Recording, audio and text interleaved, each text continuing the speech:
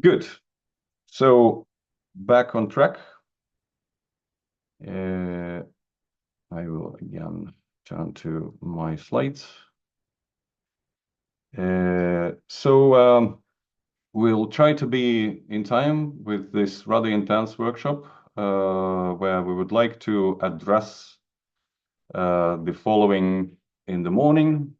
And we will go through the updates from various projects in relation to BSAP action that I just mentioned. So we will go through development of the guide to sustainable recreational boating, Baltic Sailor catalog, biofouling management, red noise, bulk ship and quiet waters projects, collection and recycling of recreational boats and end-of-life boats. And we will also talk about Ecomarina project that was also recently accomplished. And after lunch, that will take place from 12:20 until 1 o'clock. We will further discuss how to move forward in development, what I said as clean boating guide. And we will hopefully be able to wrap up before 4 o'clock Central European time, 5 o'clock Eastern European time. And we aim also to make some minutes of this meeting based on the recording and based on your permission. I'm sorry, of course, my cat needs to be present. We will also develop short memo of this workshop to set up the frame and to set up the roadmap for development of the clean boating guide. So once again, now we are 36 already, and that's good. So perhaps some people thought that we are starting at 10, and I am exactly coming to the end of my opening and introduction, so that we would continue exactly looking into the updates of different projects. And just to remind and once again repeat what I said in the beginning, apparently those of you who have not registered with the link that was provided quite well in advance, you probably used the link that I shared yesterday or yesterday night, and that is why some of you may find out yourself, like for example Greta, I can see that you are named Mikael Durkin. So please rename yourself. I can see also that Markus Helavori, of course, good to know and good to see that Markus and Mike, I can see as well that you are named Mikael Durkin. So please rename. You can click on 3 dots in the right upper corner and then find in the drop-down menu how to rename. Good. But with this is exactly the time for introduction is over, and we can continue with our agenda. And to begin with, I would like to pass the word now to Sofia Wikström from Baltic Sea Center, Stockholm University, to talk about Guide to a Sustainable Recreational Boating. So, Sofia. Thank you, Mikael. To give you host. Yeah, here's. Now you should have the right to share your presentation. So I will do so. I hope you can now see my presentation, and now soon it was in presentation mode. Can you see? It's not yet in. Yes, now it is. Yeah, good, excellent. So thank you very much for the opportunity to come here and talk about some work we have been doing on awareness raising activities for leisure boatings in Sweden. So I'm going to present work that I've done together with my colleagues Joachim Hansen and Ellen Bruno at Stockholm University, but also very much in collaboration with a larger group of people in a working group for sustainable recreational boating in Stockholm Archipelago. And I thought I'd start by presenting that group a little bit. It's a working group that has been set up as part of a project to develop a more ecosystem-based coastal and marine management in certain areas, coastal areas in Sweden. And Stockholm Archipelago is one of these areas. You can see the areas in the little map on the right. And one part of this is this group working group for sustainable leisure boating, which comes from the notion that recreational boating is a really important feature in Stockholm Archipelago. It creates a lot of value, social value, economic value, but it's also partly in conflict with reaching environmental objectives and with conservation. So the aim of this group has been to plan and implement measures to decrease the negative effects of leisure boating on the marine environment in Stockholm Archipelago. And I included here all the symbols from the organizations that are included in the group. So as you can see here, it includes a number of municipalities in Stockholm Archipelago, the county administration in Stockholm, a number of environmental NGOs and local organizations, and also the Swedish boating organization, or the Swedish boating union. And this group has worked with a number of different things, but what I'm mainly going to talk about today is something we've been working with a lot the last year, which is to include environmental information in sea shirts as a awareness raising activity for boat owners in Stockholm Archipelago. And those of you that joined the last workshop last year, maybe you remember that I talked about these information sea shirts already then. So this is an idea that's been around for a while, but this year we actually managed to implement it. And of course, it comes from the idea or the notion that not all marine habitats are equally sensitive to boating disturbance. And if we can inform boat drivers of where are the most sensitive areas, that would give them the opportunity to avoid those areas or to behave in a way that has a less destructive impact on the environment. So the aim in the long run then is to reduce boating impact in these sensitive areas. And as I said, then this year we actually managed to get this information in a sea shirt plotter for Stockholm Archipelago. And I'm going to tell you now how we did it and a little bit about what we learned in the process. So when I talk about habitats that are sensitive, what do I mean then? So I've been working with this together with my colleague Joachim for quite a while, and we've both looked at the literature for the entire world and also done more specific studies in the Baltic Sea in the Stockholm Archipelago area. And as you know, boats can have a number of different effects on marine environment. We have focused in this work on impact that arises from driving boats, in particular motorcrafts, and that creates turbulence and wake that can disturb the seabed, create resuspension of nutrients and sediment, and resulting in poor water quality. And then we also looked at effects of anchoring, and the reason for focusing on driving and anchoring is that's when we think that you mainly use a sea shirt, and where information in a sea shirt can actually make you change your behavior. And if you look then at the impact on driving in Stockholm Archipelago, we have found that the most sensitive areas are shallow and sheltered areas, which are not naturally exposed to a lot of water movement, where this sediment is very sensitive to be disturbed. And in these shallow sheltered areas, there are in particularly some species that are sensitive when the water gets turbid, some sensitive species. And when it comes to anchoring, we know from science that it's mainly long-lived and slow-growing species that are affected a lot. You can see from, for instance, in seagrass meadows, that anchoring can create scars that takes very long to heal.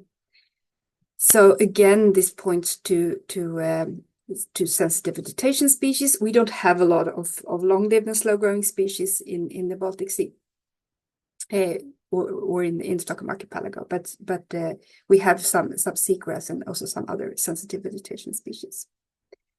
So based on this broad picture, we have pointed out 2 different habitats as sensitive in Stockholm archipelago. That's shallow sheltered bays, as you see in the picture in the left, which typically have this very disturbance sensitive sediment, but also a lot of high diversity of plants, including a number of sensitive species.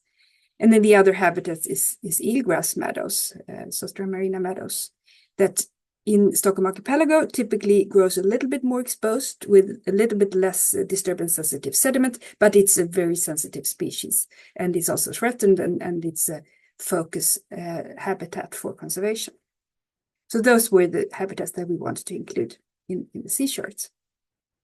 So then how did we do that? One important part of the work has been to be in contact with service providers that can actually make this happen, to include the map information in the sea charts. So we have had discussions with sea chart producers, both the national authority in Sweden, Sjöfartsverket, and also a commercial charting company that is specialized in creating sea charts for leisure boating in coastal areas. And for the national authority, the problem is that they have a political assignment to create this map. So it's a long process to get new information in there. The commercial charting company is much more flexible, and they've been actually very helpful in helping us think about what can be shown and what would be the requirements on data in order for them to include it in their maps. They were not able to take in the data during this year. Maybe in the future we will be able to continue that collaboration, but what we actually managed to do was to get a chart plotter company to include the data in as an extra layer in their application. So that's what we have done then. The other big part of work was to set up the map data or collate the map data to be shown. And this was the main responsibility of Stockholm University, me and Joachim. But we also did this a lot in collaboration with this group of other experts. And what we ended up with was to show areas where we have field data, field surveys of vegetation. So field surveyed shallow bays, where we have documented occurrence of sensitive and threatened species and field documented occurrences of eelgrass. And this was actually a big point of discussion in the project, whether to show all bays, for instance, in Stockholm archipelago, which includes bays that are potential habitats for sensitive species, but maybe they are not there at the moment. But we ended up with the solution of showing only bays where we have information. And this was a really strong message that we got from a number of the people in the group, that the risk if we include habitats where we do not know that they have these sensitive species is that we decrease the confidence in this layer, that it actually shows really sensitive areas. The drawback is, of course, that we know, or we are quite sure that the map is missing some areas with some sensitive areas, just because we haven't been there. So that's important to keep in mind when you think about this data layer. Another thing that we needed to develop was recommendations along with this map or these areas. So, and this is what it looks like in the application when you click on one of these sensitive areas. You get up a small box with information and recommendations. And because this is in Swedish, I made a very quick, short translation of what it looks like when you come into an eelgrass area. So you get some very clear recommendations on how to behave, how drive carefully in shallow areas, drive slow, avoid sharp movements with a boat, and also advice on how to anchor if you need to anchor in that area. And these advice, they are based in science, based on the knowledge that we have from this particular area, from Stockholm Archipelago. But we have also drafted them very much together with users in order to make them easy to comprehend and also to really possible to follow. So when you're out there in the boat, it should be easy to follow the instructions or the recommendations. So that's how far we have come. What's going to happen next is that we are currently running the chart plotter companies is running an evaluation with their users to gather information on whether people have seen this, have they used it, have they actually changed the behavior. So that's ongoing, and we are really waiting for the results. It will be really interesting to see what people say. We have got some feedback already that people are really happy with this, and it's very valued from a lot of people to have this information when they're out. Stockholm University, we are working now on a report to describe the results and how we've gone about to get to produce the data layers. And we're also going to present the map, so the GIS data, openly for also other chart plotter companies if they want to include the data, or in the long run if the sea chart companies would like to have the data in their products. And as I said, we only have included areas where we have information. So our ambition is to continue to update this layer once we get more field data in. And then there is a lot of discussion and work done at the moment in Sweden to expand this. So this was a small pilot in one small area, and now several other areas want to have similar things in their coastal areas, and there is also discussions on the national level. Swarm is looking at whether this could be expanded to the entire Swedish coast. And maybe that's something that could be also brought into to other countries around the Baltic Sea. So what have we learned from this process? One thing that I really want to stress is that we would never have been able to do this if we wouldn't have had this working group and the possibility to work together with a number of different actors interested in these type of measures. And I would in particular like to stress the important role that the Swedish Boating Union has had here. I think the idea was very much came from them to begin with, and they've been really active and helpful in making this happen. As I already mentioned, we have realized, I guess we knew that from the beginning, but field inventory data is really a limiting factor here. And I think this will be an issue when trying to export this to other areas that Stockholm Archipelago is a quite well inventoried area, but this may actually be a very limiting factor if you want to go to work to have a similar thing implemented in other areas. And then some things that we would like to bring up if someone else would like to do this. One thing we have discussed a lot is that you could theoretically put in a lot of information in the sea charts. For instance, there's discussions on implementing marine protected areas and then fisheries restriction areas and so on. And I think what's super crucial when thinking about this is that you need to be able to couple some useful recommendations to these areas in order for them to have an impact. And we have really got the advice that just showing an area and recommending some general be careful or show some extra respect for nature, that's really not useful. So you need to have really clear recommendations to show what to do and what not to do in this area. And then I really want to mention also that we have had a very local perspective, pointing out areas that's the most sensitive and valuable areas in the Stockholm archipelago. So this needs to also be, if you want to expand this to other areas, you may need to think about, maybe you have also other areas, other types of habitats that are sensitive.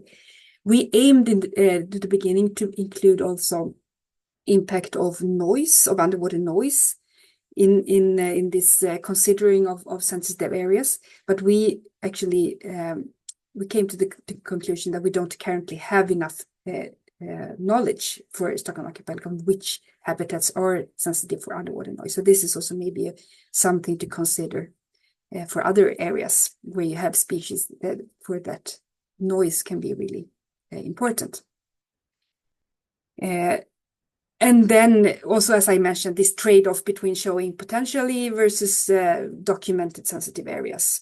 I mean, there are pros and cons with the different ways of going there. The last thing I would like to bring up here before ending is that apart from this C-chart work that we've worked a lot with the last year, we've also already produced some other best practice documents that are both for boat users and for docks and marinas that are available. I provided the links here in the presentation. They are unfortunately in Swedish, but maybe if translated, they could provide some input for the work that's done in this working group. And as I've described, I hope I've described for the C-charts, they are very much developed in collaboration between us with the scientific basis, but also with being sort of really useful for users out there. So with that, I finish. Thank you for the attention. And I would also like to mention here that our work as scientists has been financed by the SWAM, the Swedish Agency for Marine and Water Management. Thank you very much, Sophia. That was indeed really interesting to learn about Swedish experiences, both about the collaboration with the private navigation chart producer, but also about the collaboration in this working group that you had in the coastal archipelago. And indeed, the cooperation with the Swedish Boat Union, as you also highlighted and stressed, is very important and was very helpful. And we also understand that there are a lot of national activities, driving in the same way, more or less, with the development of separate national guides for sustainable recreational boating and marinas and harbors. And that is also already a very good start for developing a joint one for the whole Baltic Sea. So thank you very much. And I don't know if there are any questions, immediate questions. We have still 2 minutes for Sophia to answer those if there are any.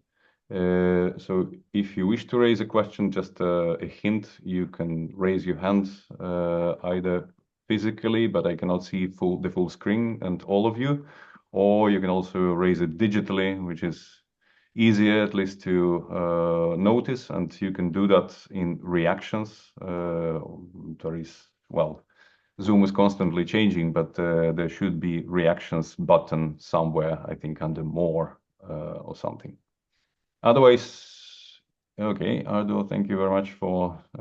I got a question there. Yes. I can see in the chat. To my Yes. understanding, Skipper provides a commercial chart app for mobile devices, not a chart product company, and that's perfectly true.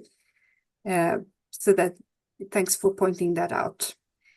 And I mean, in the long run, of course, it would be very good to have some of the real chart plotter companies on board, or maybe even better to have it in the product that's shown by these plotters. Just a comment there, Sophia, that I don't know if you mentioned that you made this guide on how you've developed the areas, and actually it's going to be done this week, I think, more or less, and then we're going to send it also out to all the charter plotters. So making sure that they can use this. I mean, it's open data already, anyone can use them, but it's also good that people understand how we develop them so that it's a little bit more robust because we know that once you start cooperate with companies, they will have a lot of questions and there will be they will need help. So we're trying to make sure that everything is easy to use already now. Yeah, thank you very much, Ellen, for this clarification. I can see that Nicholas Honnet also has probably a question. I don't know. Yes, just briefly, have you investigated using, for instance, AIS data from aggregating that from boat transceivers and things? Because that, to me, should seem like a good source for that type of data too. Yeah, I mean, an issue is that a lot of the boating in Stockholm Archipelago is from smaller boats that are not equipped with AIS. So I mean, the bigger are. So I guess you can see the broad patterns maybe, but you miss a lot of the smaller crafts. So yeah, it's been an idea that but we haven't actually done it in practice. I just comment again because I know Skärgårdsstiftelsen, they've done data with the mobile devices, so they know quite well actually where small boats are moving and which harbors they're staying during nights. So that kind of data is possible to get. Thank you very much, Helen, once again, and Nicholas for raising the question. Well, Julia, please go ahead. We don't have that much time for questions now, but please go ahead. So sorry if I missed the beginning of this for another thing, so maybe I just repeat something you already said. But would it be possible for you to get like a speed of boats, for example, if if there is a speed limitations in an area, would you be able to get information from Skippo and if they comply with the rules or if they just ignore them and so on? How? Yeah.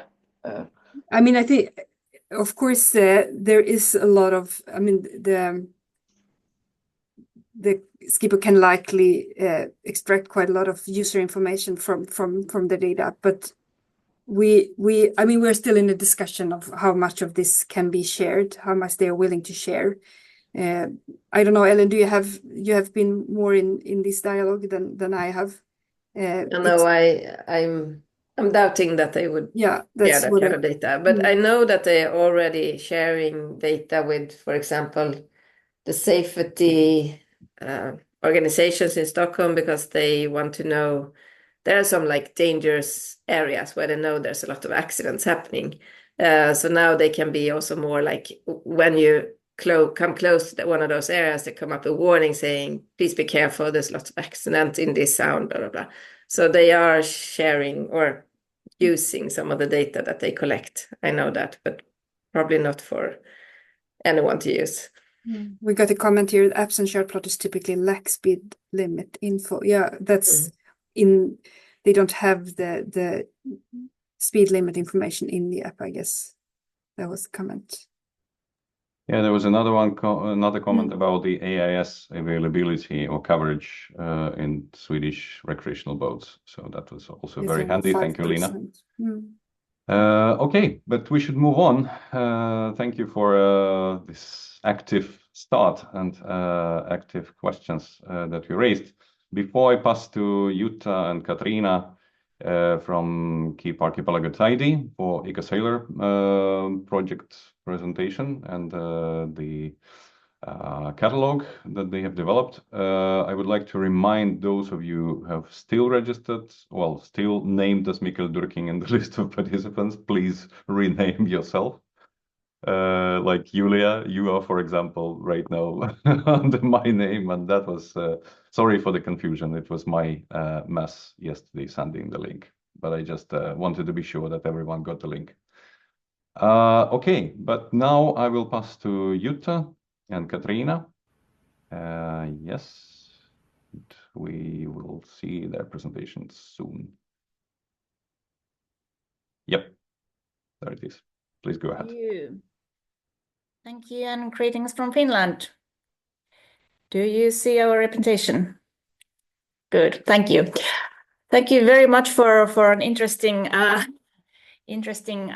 discussion about Sophia's issue. Just a question to start. You want us to keep up with the timetable, so 15 minutes or not? Let's try. Okay. Let's allow for questions also. We'll do that. With Jutta, my colleague, we thought to share our presentation so that I'll give you a quick run through Keep Archipelago Tidy Association and what we do, because our work is really quite a wide perspective of the recreational boating's impacts on nature. And so many of you perhaps know the organization, but I'll let you know what we do. And to start with, are we moving? No. Perhaps now. Good, thank you.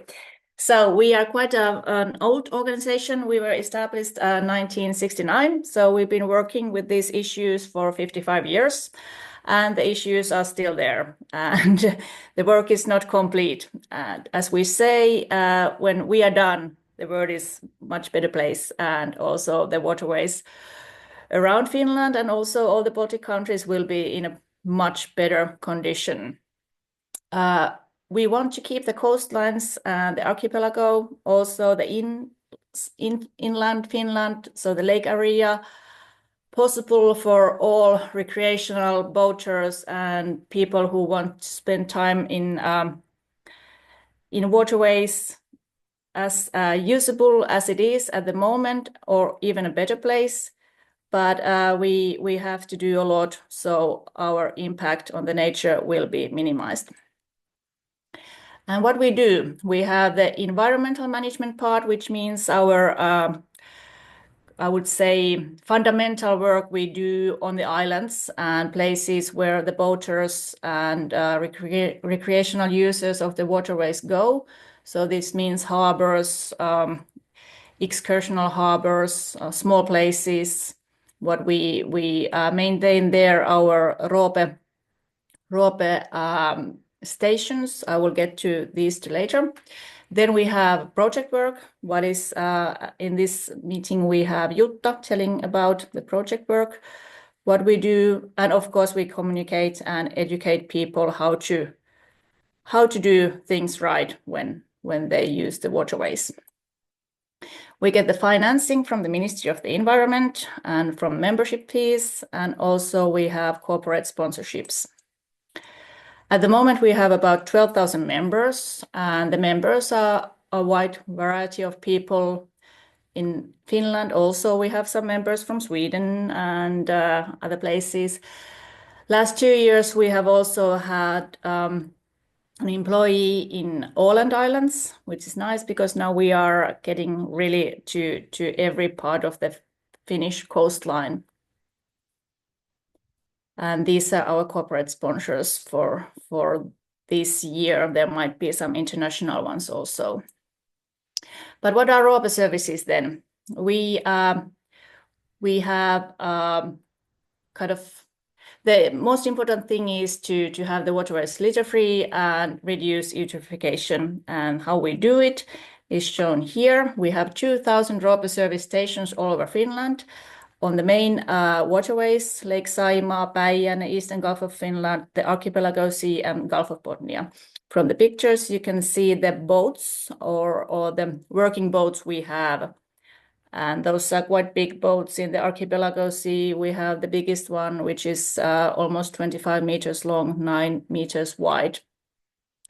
These are the ROPE sorting stations. These are really I would say, well known among the Finnish boaters, and there are often possibility to sort the waste.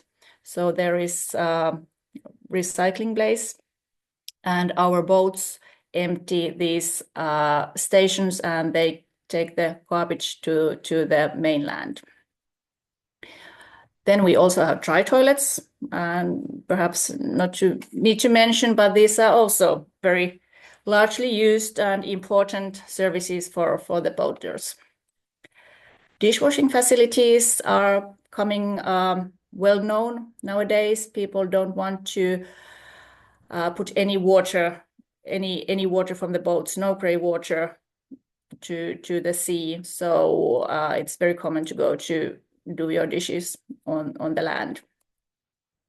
And then Hewitts pump out stations. There is the picture of the, as we call it, the newer one, and it's quite big. We have, I would say, about more than 10 of these floating stations.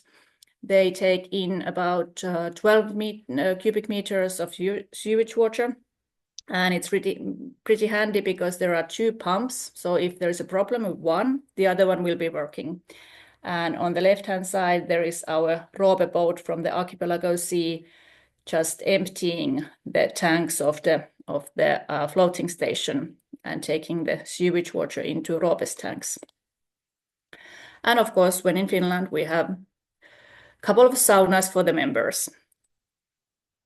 And then in Lake Finland, we have a bit different work we do there. We have lots of fireplaces. The harbors are smaller. As you can see there, the piers are small. There might be like 10 boats coming in, but still they are really, really famous and well known among the boaters, and there's lots of use. And as long as you have these small facilities, the impact to the nature will be smaller. When there are firewood, people don't take the firewood from the forest and so on. So there is a possibility to work sustainably.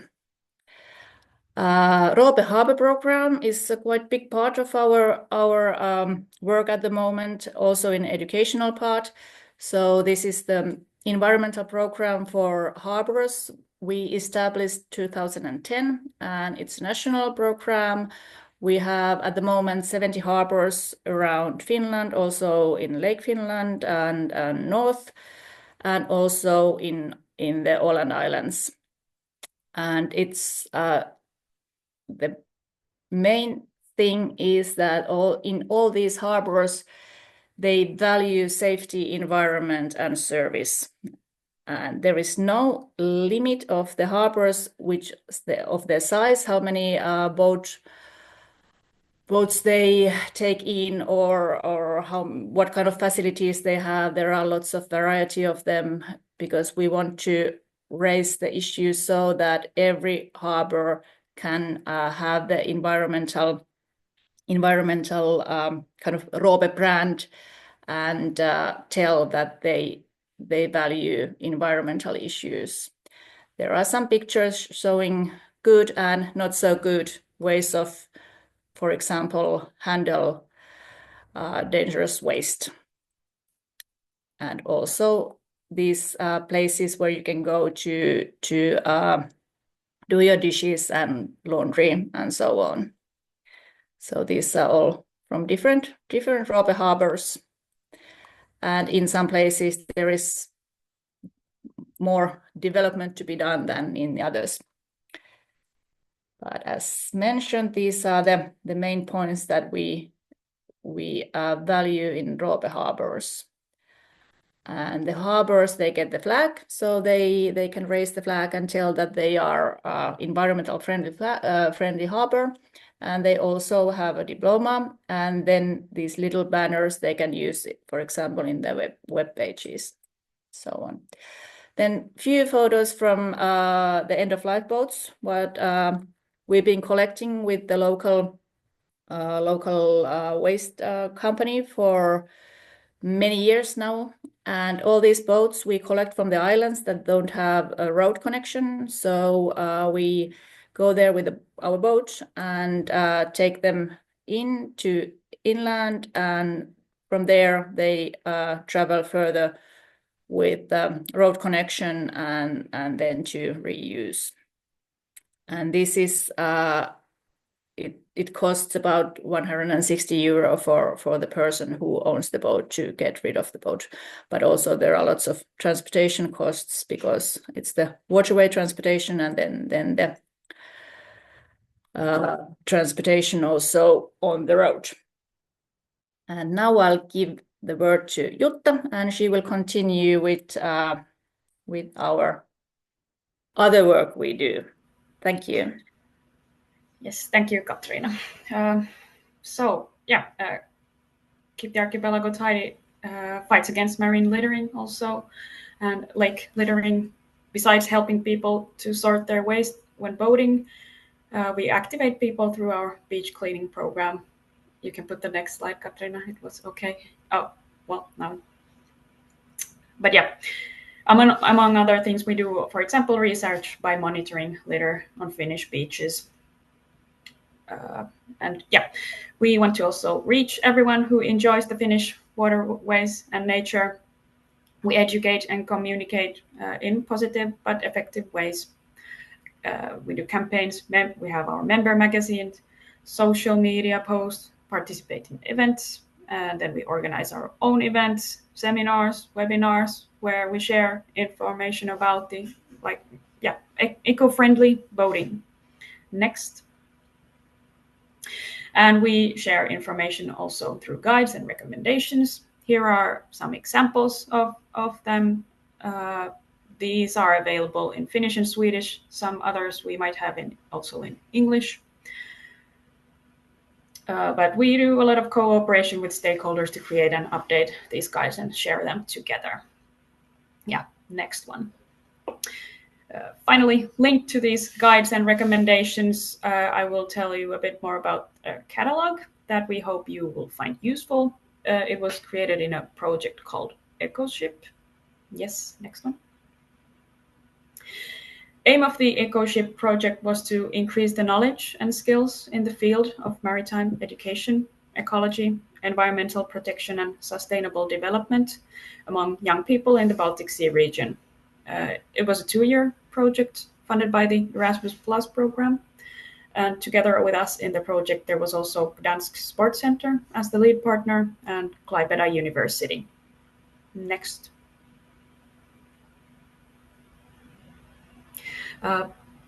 In this project, we created, tested, and disseminated the Baltic Sailor Catalog, which combined maritime and ecological education. And this material created was based on the experiences of the EcoShip training sailings, which we and the other project partners organized in the summer of 2022. So we used the valuable feedback from these young participants testing the catalog and the sailing training concept. There were 2 sailing trips and 10 participants from each partner country. So 30 young people were at the sailings. And then after this was sort of a course for them, and they became environmental officers after they participated. Next slide. Here is the end product of the project, the Baltic Sailor Catalog, and you can use the QR code to download it. There's available an online version and also a printable one. Next, please. The catalog includes facts about the Baltic Sea and environmentally friendly leisure boating, and instructions to 8 workshops that can be used to teach about the different themes and facts that are presented on the catalog. This is free of cost, and as said, it is available online for everyone to download. And even though this is originally aimed for young people, I think it suits other stakeholders as well, like adult sailors and boaters and teachers, environmental educators, marine scouters, boat and sailing clubs, marinas. Next, please. Here, a long list. You can see the contents of the catalog, or part of it. It begins with themes such as planning a sustainable sailing trip, waste management and routes, good sailing practices, and even responsible and balanced cooking. Then there's also basics of oceanology and some specifics about the Baltic Sea. The 3rd chapter focuses on the environmental challenges linked to the Baltic Sea, such as climate change, eutrophication, littering, and chemicals. And next one. The catalog doesn't only state facts of natural sciences, but also about education and psychology, giving tips on how to teach about these subjects to other people. And as said previously, in this slide you can see listed the 8 workshops that support teaching and learning of these themes presented in the catalog. And we really hope that this catalog makes it a bit easier to teach and learn about environmentally friendly boating in the Baltic Sea. The last slide. Thank you very much for listening. It was a very quick presentation with a lot of information, but yeah, thank you. Thank you very much. We managed to catch the time. So. Yes, that was really great. Thanks a lot for keeping the time and actually saving the time. Anyway, I would still allow for a question or two, because I certainly think that it deserves a question or two. And many thanks also for sharing both the work of Pida Saarista CINEA, as well as the specific programs and activities that you're doing, and for sure the catalog that we will indeed use as, again, one of the founding documents for creating the clean boating guide for the Baltic Sea region. But are there any questions? Yes, Lena, please go ahead. Thank you. Yes, thank you very much for the presentations. I'm very interested in the toilet waste because that's what I am also working with in Sweden. Do you have any numbers how the Finnish boat owners are following this the ban to discharge the toilet waste into the Baltic Sea? Do you have any statistics how much the pump out stations are being used or something? We have statistics of the pump out stations that we manage. So we know how much we bring the sewage water to the shore. So it's 110 cubic meters. It was last year, I would say. And this is only from the floating stations that we maintain.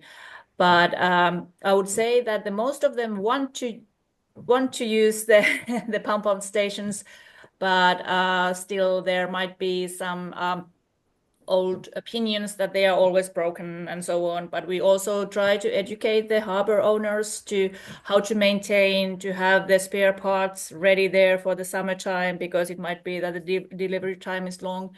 And all the research we've done is on our webpage, and all the material is also in Swedish. So our web pages are in both languages. So you can just go and have a look from there, and I can link some pages also to the chat. So if that makes it easier. Thank you very much, Katarina, and whole Shergård Rent as well. So we will follow that as well and see on your website about the statistics and the information needed. Any more questions? If not, I would suggest that we continue, and please save your questions if you still have any for the afternoon, because we will be discussing more further in detail the work forward and how to use the information presented in the Future Work and Clean Boating Guide. And now we had 2 presentations about different approaches, national approaches on collecting this and compiling this information into some kind of catalogs and some kind of promotional materials that can be used towards shippers and marina owners. Now we will move into more specific issues, and we will go now into biofouling. And I will pass the word now to Nicole Heibeck from German Federal Maritime and Hydrographic Agency, BSH, to speak about biofouling management and the work that was done within the recent year. Yeah, thank you, Mika. Can you all hear me, and can you see my presentation now in presentation mode? Yeah, okay, perfect. Yeah, so yeah, my name is Nicole Heibeck from the Federal Maritime and Hydrographic Agency in Germany. And yeah, I want to present the biofouling management guidance for recreational craft, and I take the opportunity to also present other biofouling related activities of the BSH. And we already presented a draft version of this biofouling management guidance at the workshop at Polanger. So now we have the finalized guidance. First, I want to give you a bit of background information in which framework we developed this guidance document. So we had 4 guidance documents on biofouling management that have been developed during the Complete Plus project. It was an Interact project in the Baltic Sea region, focusing on the spread of, or the minimization of the spread of non-indigenous species via ballast water and biofouling. And 3 of these guidance documents addressed commercial vessels, and these were put on hold until the finalization of the IMO biofouling guidelines. And these guidelines now have been finalized, and also the work on these guidance documents is proceeding. And we had 1 guidance document for recreational boats, and this one was decided to be further developed. It was decided at Maritime and JTG Ballast 2021. And Germany volunteered to coordinate this work using this draft guidance document, and together with partner countries from Finland, Netherlands, and Spain. And we worked intersessionally also with help from the European Boating Association.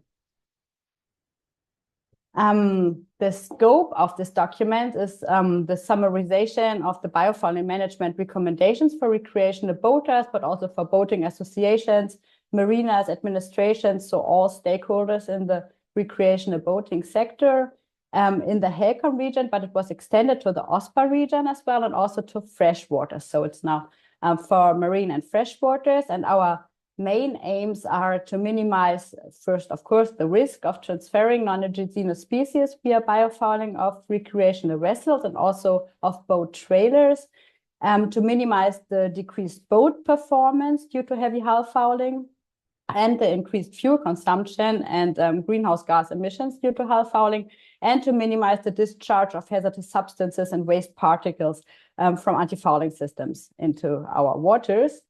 And this guidance focuses just on best practices for biofouling management without specifying techniques or safety requirements of each of our recommended strategies to be more or less technically independent.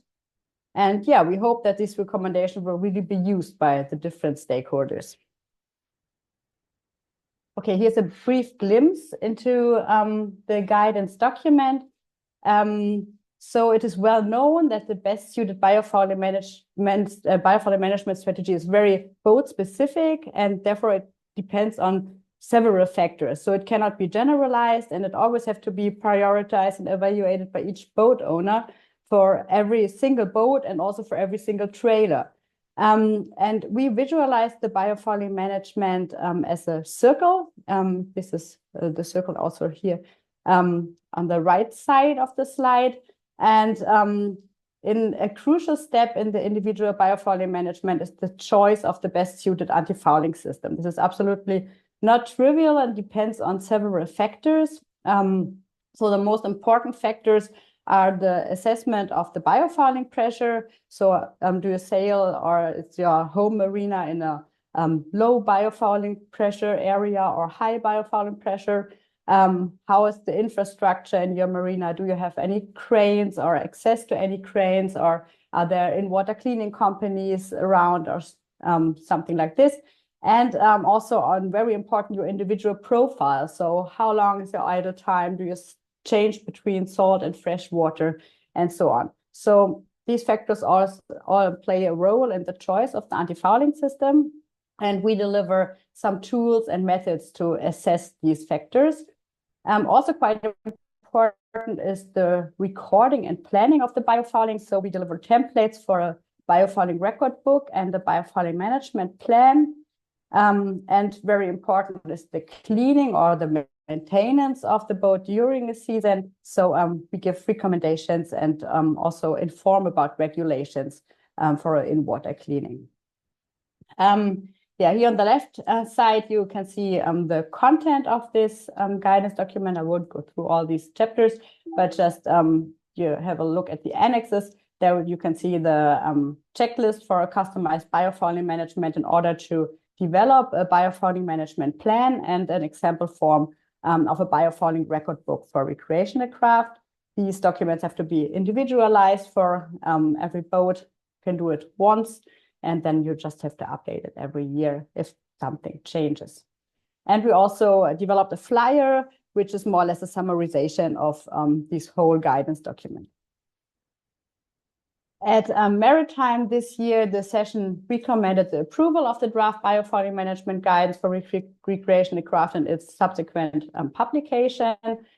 And the session noted that the guidance document is expected to increase the awareness by boat owners, reduce the fuel consumption, and increase the energy efficiency of recreational craft. So these were our main goals, and we hope we meet these goals.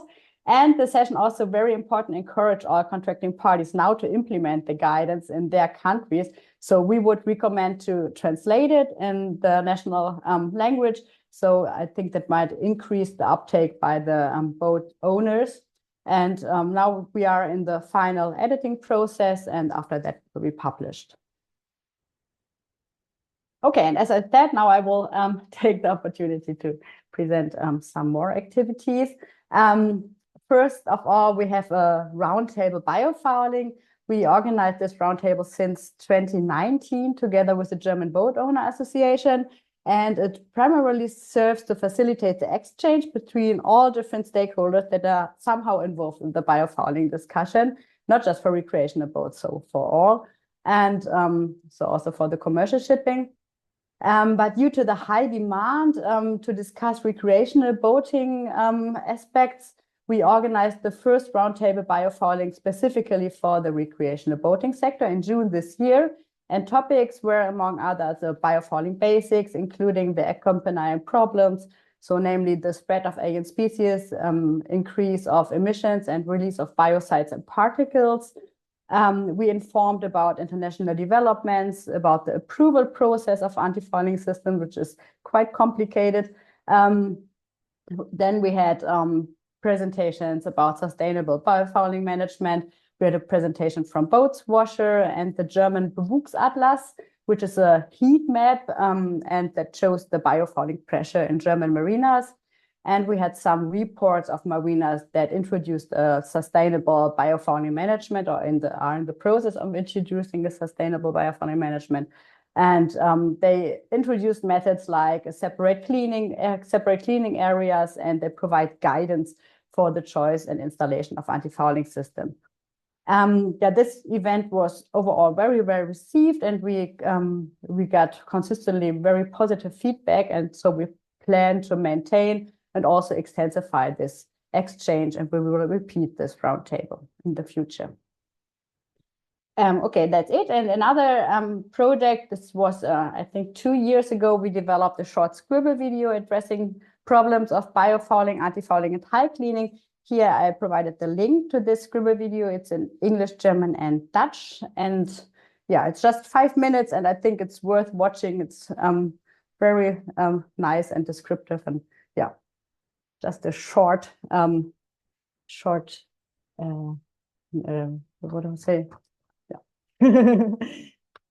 Okay, and the last project, it's a very recent project. We are still in the development. I think we will, or no, I know that we will finalize it at the beginning of next year. It is an e-learning course for recreational boaters, and this the basis is the scribble video I just told you about, and the biofouling management guidance for recreational boats. We decided to develop this course because during several interviews and also this event, so the biofouling roundtable for recreational boaters, it became quite clear that there's a very great deal of uncertainty and knowledge gaps in the area of biofouling management, and topics like the choice of an appropriate anti-fouling system. But on the other side, we felt that there's a huge interest and willingness to change the common behavior of the sustainable boaters, and therefore we have commissioned the creation of an e-learning course. The e-learning course is intended to build, as I said, on the explanatory video. And we also have an interdisciplinary advisory group. It consists of various stakeholders such as science, boating associations, media, and also authorities. And they support the production of this online course, and also very important, the subsequent dissemination. The online course will take between 20 and 30 minutes, and will address specifically all the problems of biofouling and recreational boating. It should be permanently accessible, and the link will be distributed via the National Roundtable Biofouling, other relevant working groups, and also internationally via the HELCOM and OSPA working groups. So it will be produced in German and in English. I just can get a brief glimpse in the chapters. We will have 5 chapters. One is about the basics of biofouling and all the problems that come with biofouling. One is again about the protection against biofouling and the problems with anti-fouling systems, especially with biocidal anti-fouling systems. One is about alternative anti-fouling systems, maintenance, handling and care in water cleaning, and so on. And one is about existing and national and international regulations. And the last chapter is about further information like the biofouling Berufsatlas and the roundtable biofouling or technical developments. Each chapter will at the end be summarized with the most important points, so like the key messages. And then we will have a few multiple choice questions, like between 5 and 8 multiple choice questions. These have to be answered, and if a certain number of points is achieved, a certificate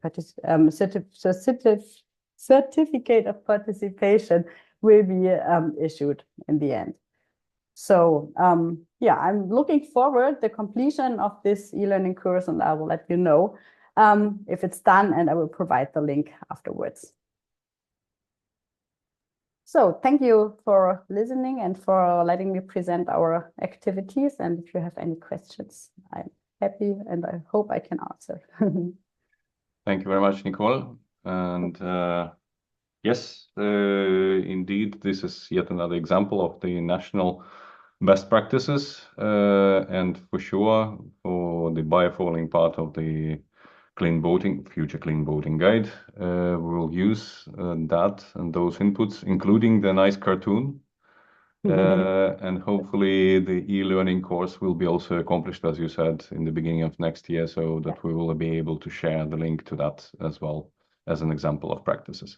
Yeah, perfect. Are there any questions to Nicole?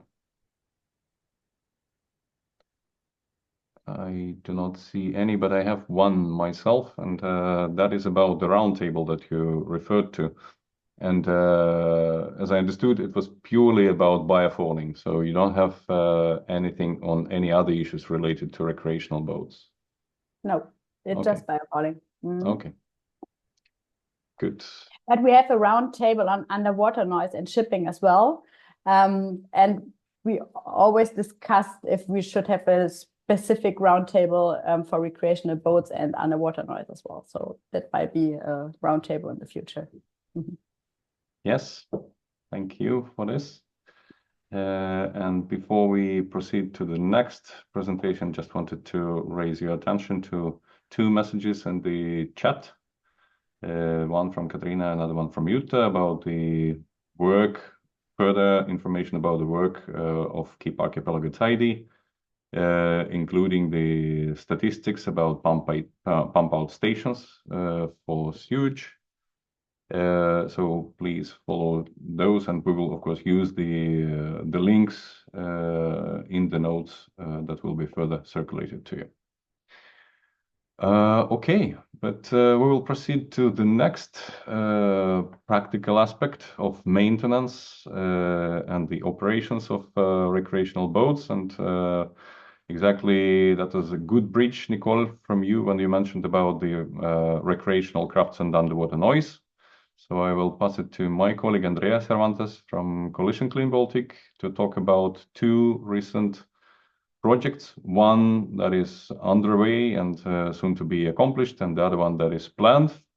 So that will be kind of a teaser for those of you who are not yet aware about the Quiet Waters project that we are hoping to get through. We will eventually get it through, but we do not know when exactly. So I pass it to Andrea now. Thank you, Misha. I'll just try to share here.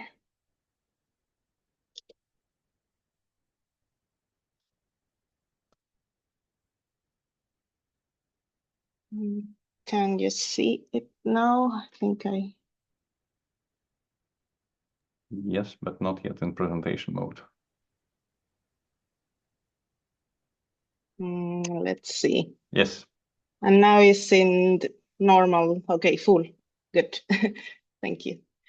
Yes, so it's really nice to see most of you from Palanga. I'm very happy to meet you again, although online this time. I am Andrea Cervantes, and as Misha mentioned, I work at CCB as Biodiversity Officer. And today I want to present to you 2 different projects. So one is, well, they are different, but they are related. So one is an ongoing project called Red Noise Baltic, and both deal with underwater noise. The other one is Quiet Waters. So I will start with the ongoing one, and then we'll transition to the Quiet Waters one. And I see also that there's a lot of project partners present in this meeting. So I hope I do justice to both projects, that you can, of course, feel free to interrupt me or complete the information if I miss something. So let's see if it works. Yes, I wanted to start with like 3 questions that at some point we asked ourselves. And one was like what we wish for the Baltic Sea regarding underwater noise, and also what we need to do to accomplish that. So both in the short term and also in the long term. And of course, what we can do possibly with the Red Noise Baltic, because we kind of thought that we want to reduce underwater noise, but we needed to kind of set the basis for putting together people and like contacting stakeholders, etc. So we needed some type of work first that would kind of set the basis to go into more practical ways. So that's what we thought that Red Noise Baltic could be. And we also asked ourselves like how we expect that this would work in the future. So beyond the project, how to give it a continuation to this work.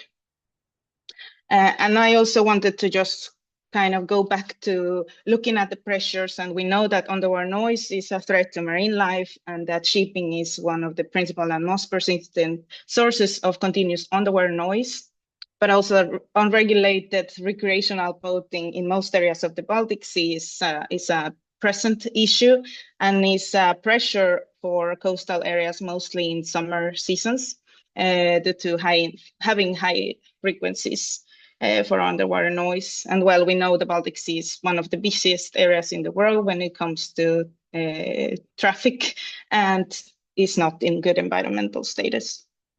So we also wanted to look into like responses. What are the responses to these pressures? And we have noticed that there's lack and need of collaboration among stakeholders, and also lack of awareness and knowledge, not only among the people involved, but also in the general public. And of course, lack of implementation of actions that are still missing, including alternative solutions. So the Red Noise Baltic project kind of wanted to do this, engage with different stakeholders, and also promote the discussions to improve the management of decision-making and raise awareness and increase knowledge in the general, like in broader aspect. So with this, we could kind of identify alternative solutions and work towards the implementation of measures. So the formal aim of the project is to enhance visibility and connect the region to reduce underwater noise from commercial and recreational shipping activities in the Baltic Sea. So this project, specifically Red Noise Baltic, is addressing both recreational and commercial shipping. And the project description is, well, this is a project funded by the Swedish Institute. As Misha said, it's in the end process. So it started in August 2023 and will be finished by 2024. The project partners were located in 4 different countries. So we have CCB as the project lead. And then from the Latvian side is the Latvian Institute for Aquatic Ecology. We also have the Friends of the Earth Germany, the Foundation for Development of the University of Gdansk in Poland, and the Fisheries Secretariat in Sweden. So to reach this aim, we kind of divided the work into different activities. So apart from the project management, we had policy advocacy work, also public awareness and communication and educational activities, also developing some materials for this. And I don't want to give too much information on this because we do have a final conference in 1 week, but I just wanted to kind of give an overview of what we have done. And on the policy side, we have taken part and been involved in the HELCOM EU and IMO levels. We have also, or BUND has taken part in the national roundtable that BSH was mentioning just now. So they were the organizers of the roundtable, and BUND was taking part on this for the underwater noise issue from the shipping side. We also have, well, an NGO network that we keep communicated and work towards like increasing visibility of the topic. And we also co-organized with HELCOM.The workshop in Palanga that we had last year. Also, some interesting part is that we have kind of got engaged into the EUSVSR, the EU strategy for the Baltic Sea region for the policy area ship. So this is an operational group, and we have tried to bring the topic a bit higher in the agenda and also give some inputs into the action plan since they are updating it now. Some other project activities for the awareness raising was in the Latvian side, and also for the Fisheries Secretariat in Sweden. There was information campaigns, the publishing of articles, there was some webinars. We had recently a webinar on impacts of continuous underwater noise on fish in the Baltic Sea, which is a topic that is really needed, like it's missing a lot of information, so we wanted to bring this knowledge as well. There's publications at local magazines in Latvia, and also there was a national roundtable on this topic there. And on the Polish side, there was also development of educational materials. There's a leaflet available, and there's also information for their mobile exhibitions. I think they had in 3 different areas, and there was educational events as well. And as I mentioned, there will be a final conference that we will hopefully have a recording available for people to be able to watch this. So just kind of in a summary, we had a big chunk of the work was about networking and trying to put stakeholders together and give as well some policy input, raise awareness, and try to work together into developing a concept, an idea for like transitioning to a more practical work or something bigger in a way that would make a bigger impact. Some of the challenges, though, is exactly that, like how to give a continuation, how to introduce pilots, like these practical tests for the alternatives that exist, and also how to go wider and kind of engage different countries, because we had here only 5 project partners, but we wanted to engage more people and a diverse pool of people, not only NGOs or educational institutions. So that's what we wanted to do. So I'm happy to present the project application that we managed to submit this year. It's called Quiet Waters, and this was an application submitted to EU Life, to the Circular Economy and Quality of Life program. And this project aims to foster regionally coordinated actions to reduce underwater noise emissions from existing and also from future recreational crafts in the Baltic Sea. So this project is specifically aimed for recreational crafts, and it's a bigger project. So we hope that if it gets through, we can work in it for 4 years, so from 2025 to 2029. And we have managed to have a consortium of 18 project partners for now. CCB is the lead partner. We have 10 beneficiaries, 8 associated partners, and 1 subcontractor. So the concept of the project, from the aim and the implementation of the project activities, is to contribute to to the implementation on the EU side to the Marine Strategy Framework Directive and the Descriptor 11, specifically on continuous underwater noise, and also on the regional level for the HELCOM Baltic Sea Action Plan and the Regional Action Plan on Noise. So if we can contribute to these policy tools, then hopefully there will be implementation of measures and best practices in the region and reduce underwater noise emissions for it to give the final outcome that we want, that is to reduce negative impacts on marine life and contribute to a good environmental status of the Baltic Sea. So here is a better image of our project consortium.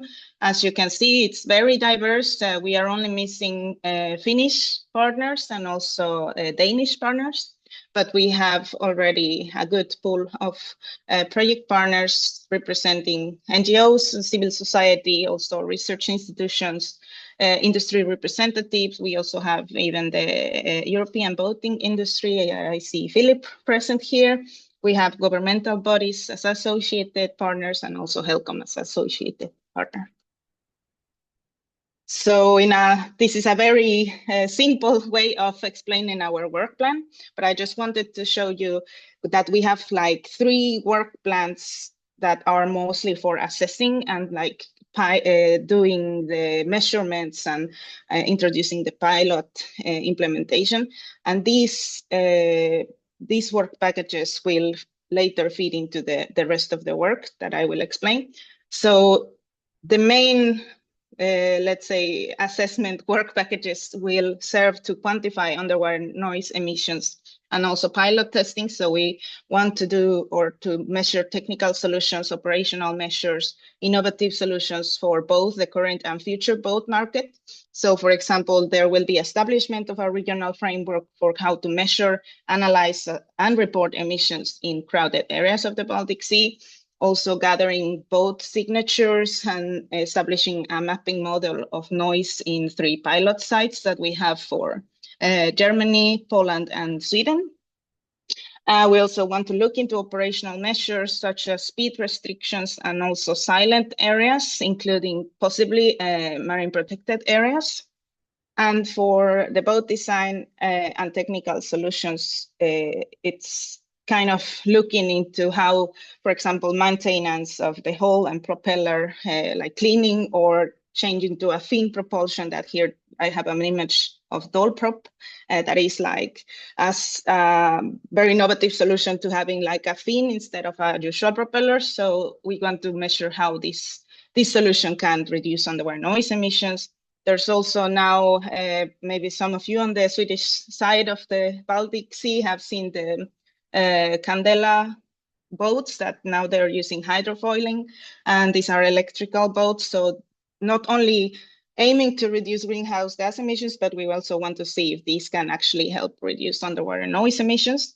And in general, looking at the propeller design, like how this can improve to reduce this pressure. So all this kind of testing work will then feed into the policy advocacy work to give recommendations and guidance to agencies and policymakers. And we also want to influence changes on the industry side, marinas, boat users, and even boat owners and even boat users, for example, maybe looking into like echo sounders and how people can be a bit more aware of like when to use this type of technology and when not. We also want to address youth groups. So with these kind of the outcomes of the project, we also want to ensure sustainability and exploitation of project results. So the idea is to create guidance and also facilitate exchange of best practices among project partners to kind of like build capacities and also create tools available for this. So hopefully we will have a Baltic Sea digital platform for recreational crafts. And we also want to develop a user app for boat owners so they can also get access to this type of information. So the first steps that we have now, as I said, we submitted the application in September. And this is where I get into my fundraising mode, because we are right now searching for co-funding. So the co-funding, we have a budget of 4.2 million euros, and we are looking for 40% of co-funding. So the idea is to have like a kind of co-funding pool with different funders. And in February, March, we will get the results for the application and hopefully start the project in July 2025. So this is very fast overview of the two projects, but I hope it's clear. And if you have any questions, please ask. Thank you very much, Andrea. Indeed, this is a good recap after what we have heard on a specific session during the Palanga workshop last year, with experiences and knowledge and information from different regions. And those who were there remember that we had, for example, cases from Adriatic. So that was not that much of Baltic experiences, but rather more from outside. And now the aim is also to go further into testing and piloting and seeing what can be brought up together for devising measures to reduce underwater noise from recreational ships. And I would like also to mention that in the chat box, Marta Ruiz from HELCOM Secretariat shared the link to the recent HOLAS 3 assessment regarding underwater noise and reaching of the good environmental status. And as you can see, not everything is certainly green there. There are plenty of red boxes for the specific sub-regions of the Baltic Sea where underwater noise issue is even more profound, particularly for some frequencies.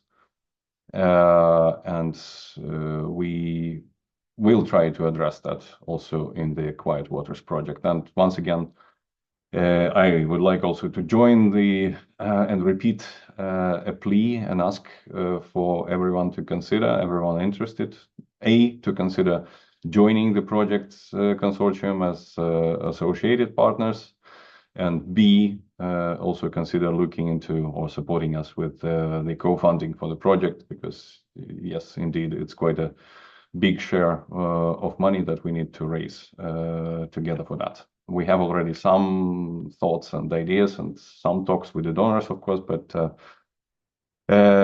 we have a palette actually to offer to potential donors regarding different types of measures and different types of actions that they can co-finance, ranging from advocacy to piloting, research, communication, and awareness raising.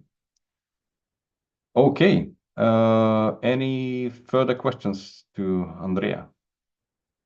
Because we will leave the underwater noise topic now, and we will move into yet another step in the life of a recreational boat. As you could see, we are moving in the life cycle more or less. So now we have addressed two issues related to maintenance and the actual operation of recreational boats. And we will move now into the end of life part. So we have touched that, of course, already partly, and thanks for Keep Archipelago Tidy bringing it up as well. But we will now pass, if there are no further questions, to Josephine from Swedish Agency for Marine and Water Management, or Havsvattenmyndigheten, to talk about Swedish experiences of collection and recycling of recreational boats. So, thank you. Yes, so I will try to share here. Presentation mode. It's not presentation mode, is it? Not yet, but if you're using two screens, that's usually a problem. So that on one screen, you either choose duplicate. So it's not presentation mode now? Not yet, no. Okay, so I'm going to stop. So when I choose, you said I choose. You can launch the presentation in presentation mode now, and then select the right window when you start sharing.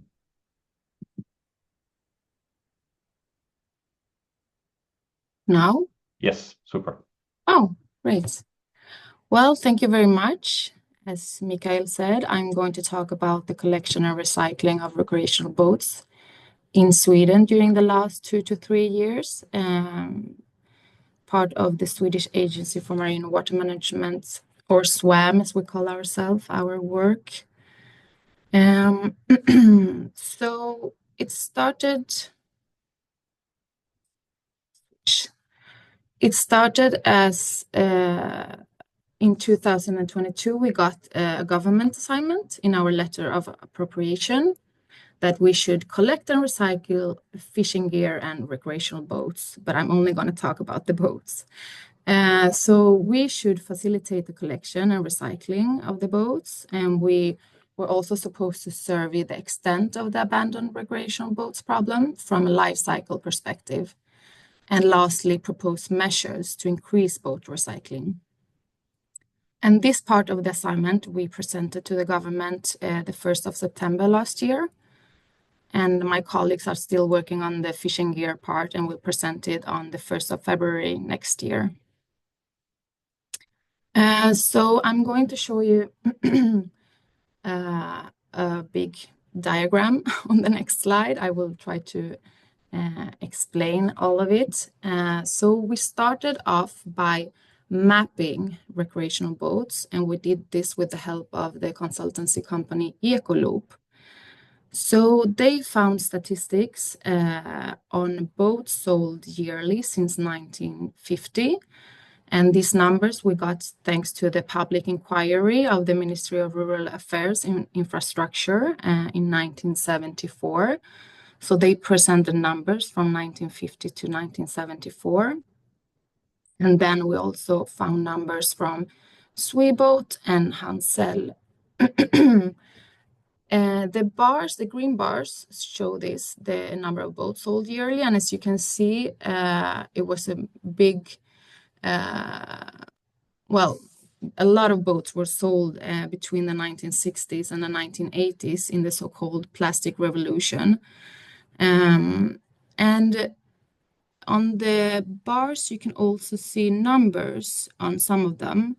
And these are numbers of seaworthy boats that we have presented from the transport agency in Sweden and through their survey that they do every 4 to 5 years.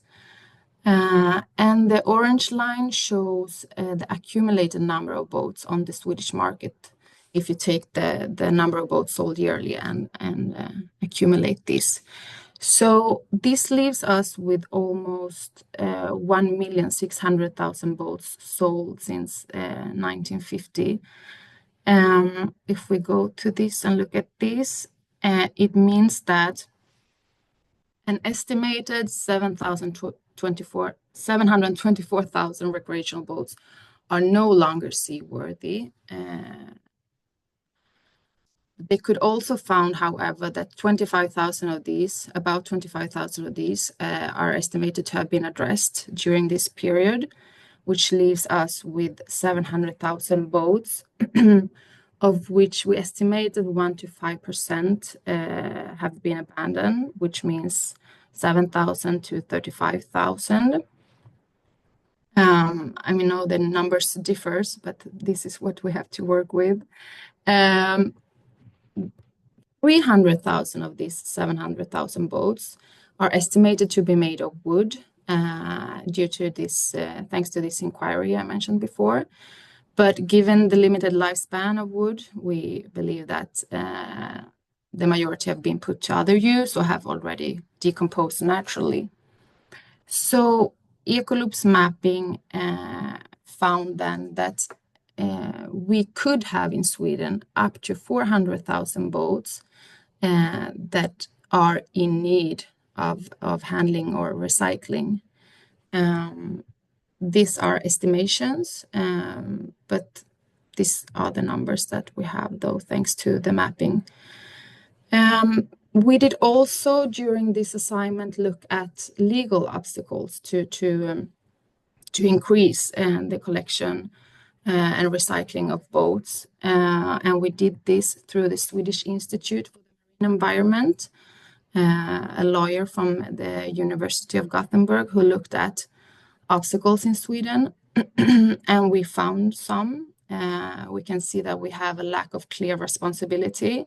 There's no single authority that is explicitly responsible for managing derelict and abandoned boats, and the responsibility overlaps between stakeholders. So, for example, at SWAM, I get phone calls every now and then from municipalities who don't know how to handle an abandoned boat, for example. And I answer that I'm not sure either, but we try to find a solution. So we also have ownership issues. We don't have a recreational boat register, an obligatory one. So this makes it difficult to handle abandoned boats, for example. We don't know who the owner is many times. There's also regulatory gaps. They're not included, for example, in the Marine Strategy Framework Directive or Waste Framework Directive. We also have enforcement challenges. There are legal limitations that restrict municipalities and agencies from taking swift action. And laws like the Act on Certain Provisions regarding fines at sea have limited applicability and do not consistently resolve issues of abandonment, for example. And I will continue with some more obstacles that we found. Talking about the municipalities, they're not mandated to manage recreational boats as part of household waste, for example, which leads to inconsistent handling. And they also lack authority and resources sometimes to remove or manage abandoned boats effectively. And while talking about economic and financial barriers, it is kind of expensive to recycle a boat in a proper way. We during this work, we say that it costs about 3,500 Swedish crowns per ton to recycle a boat in a proper way, which means that it is a cost that some boat owners don't want to pay.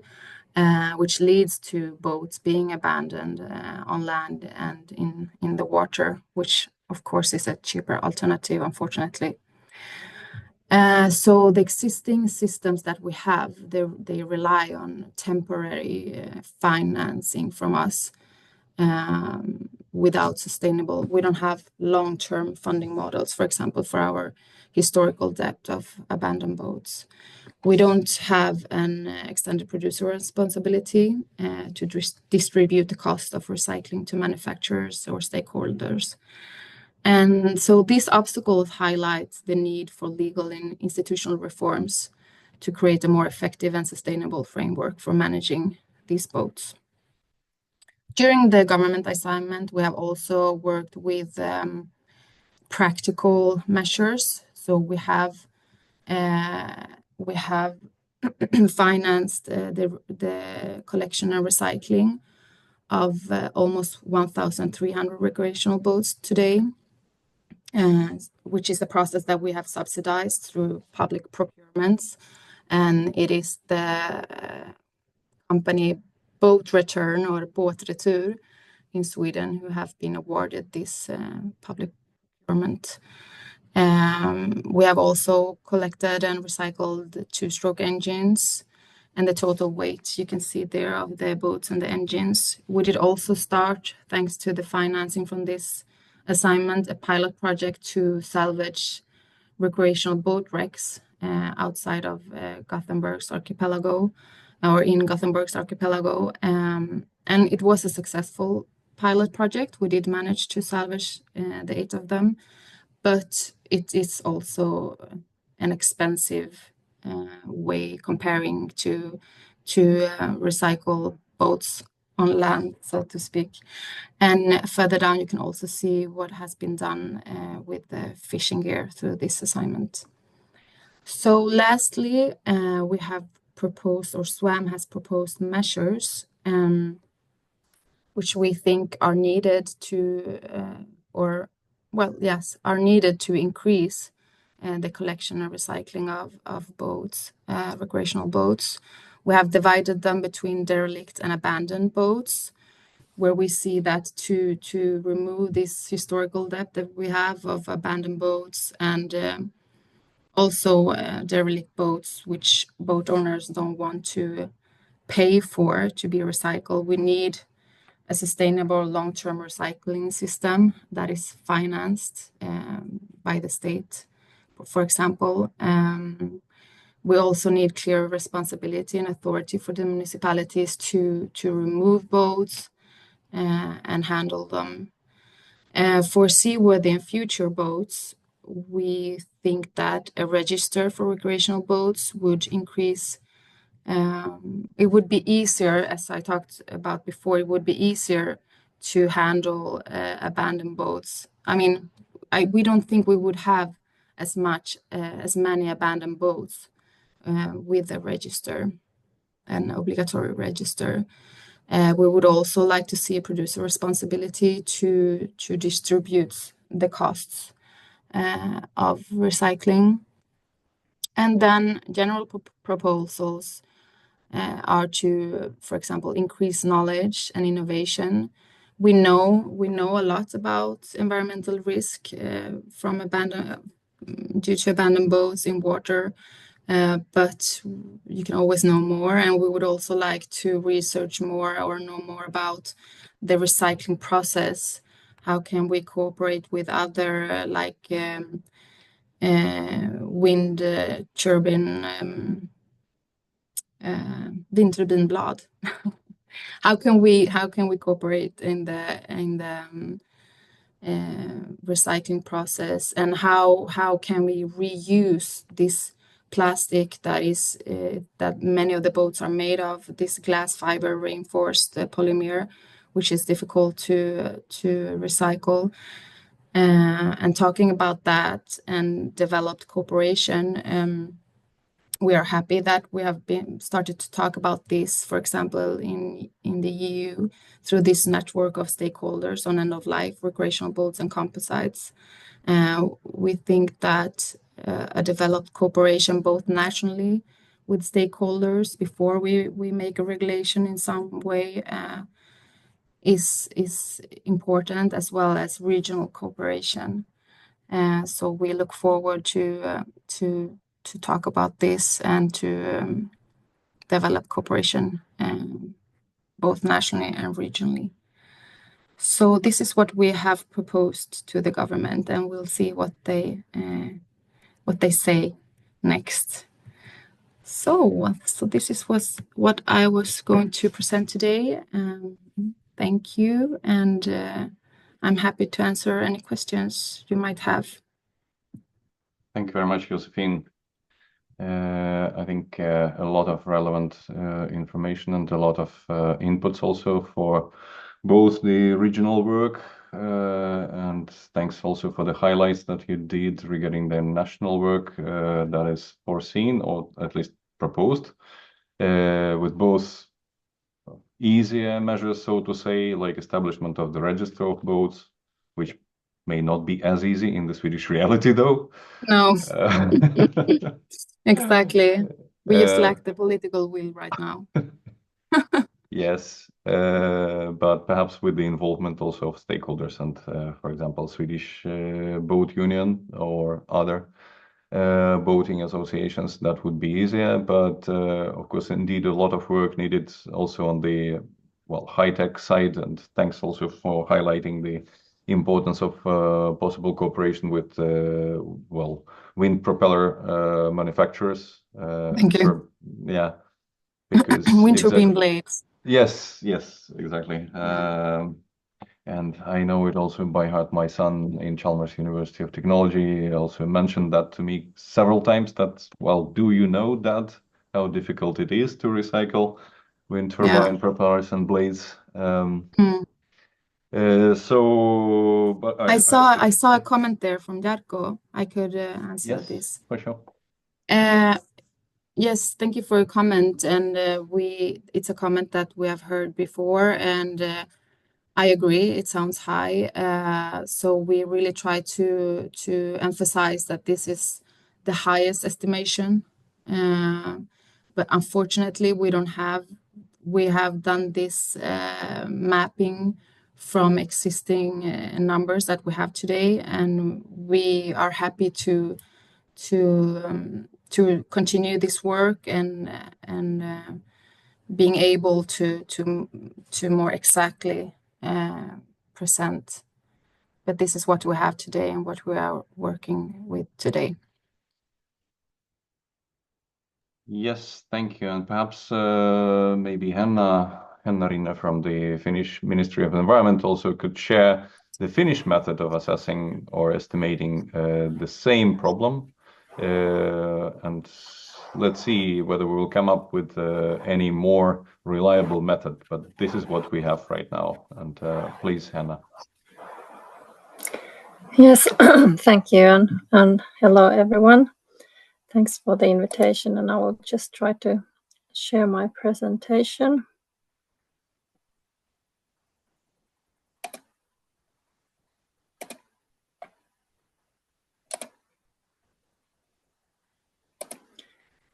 Yes. So I will tell you, I hope you can see the presentation now. Not in the presentation mode though. Okay, well, I just have a one screen and it's in the presentation mode for me, so need to select the proper window, the correct window when you start sharing. Well, I've done that.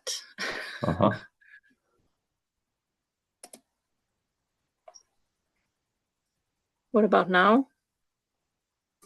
Still the same, but I think in order not to delay, maybe we can continue with what it is. So no worries. Okay, it's visible. Let's do that. Okay, great. So I will present a study we made in Finland to accelerate the collection and waste management of end-of-life boats. And yeah, so but just to start with a couple of words about Finland as a boating country. So as you know, we have a long coastline and a lot of lakes and a vast archipelago area, and we have this tradition that people have a lot of summer cottages. So there are a lot of people with boats. Maybe you should move the slide. Sorry, because. Okay. Well, I have tried to. It's moving in my. Okay. Oh no, this is not working now. It's moving in my screen, but. Yes, it should be. Yes. Okay, can you see it now? Yes.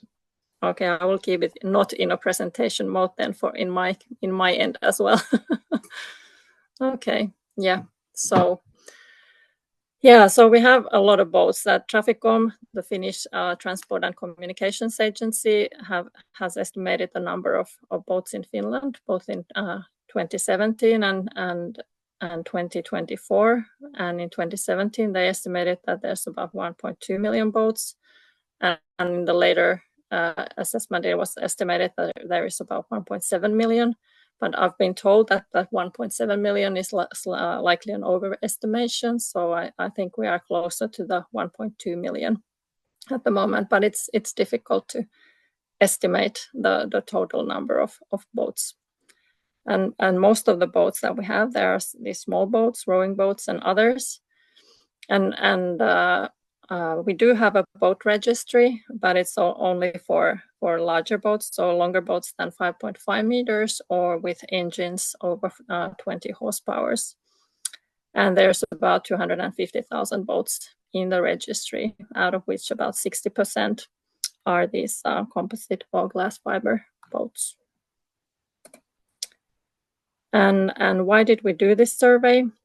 Since these glass fiber boats have been built since the 1960s, and many of them are now coming close or are already in this end-of-life stage. So the need for recycling and waste management is likely to increase in the future. And it has been considered that they are, of course, these abandoned boats are an aesthetic problem, but they also contain often different kinds of harmful substances. And due to these reasons, in our marine strategy program of measures, we have an action that where we wanted to do this survey and try to accelerate the waste management of these boats. And the survey, it was not a huge survey, just some months was put into this, and it was conducted by a consultant, Makon Oy, last year and published early this year. And the focus was really on the small boats, and we targeted the surveys to the or the questionnaires to the municipalities along the Baltic Sea coast. Just some words about the current status on the waste management of boats. So the small boats can be taken by the owner to municipal waste management sites, and larger boats to these larger sites closer to bigger towns or cities. And the cost is based on the weight or the volume of the boat, and it costs about 100 euros for a regular rowing boat. And there's also this recently established route for recycling of the boats called the cement route, where the composite waste is used as a raw material in cement industry. And we also have a relatively or a new recycling plant where this like composite material can be crushed and sort of anyway sorted to make it usable in the cement industry. And most of the boats are still incinerated as combustible waste, and even some of the waste sites, they have like a permission to landfill the boats. And we already heard about the Keep the Archipelago Tidy, that they have been organizing this collection in the archipelago sea area, where it's difficult to transport the boats to waste management. And with the abandoned boats, so there are often these small boats are left on the shores or lost, and they are considered as waste. And there are two acts that are, or the legal framework is there, and so the Waste Act defines the responsibilities for cleaning up. So it's the first responsible is the owner of the boat. But of course, as these smaller boats are not registered, so often it's not possible to find the owner. And then the second responsibility is then the owner of the area.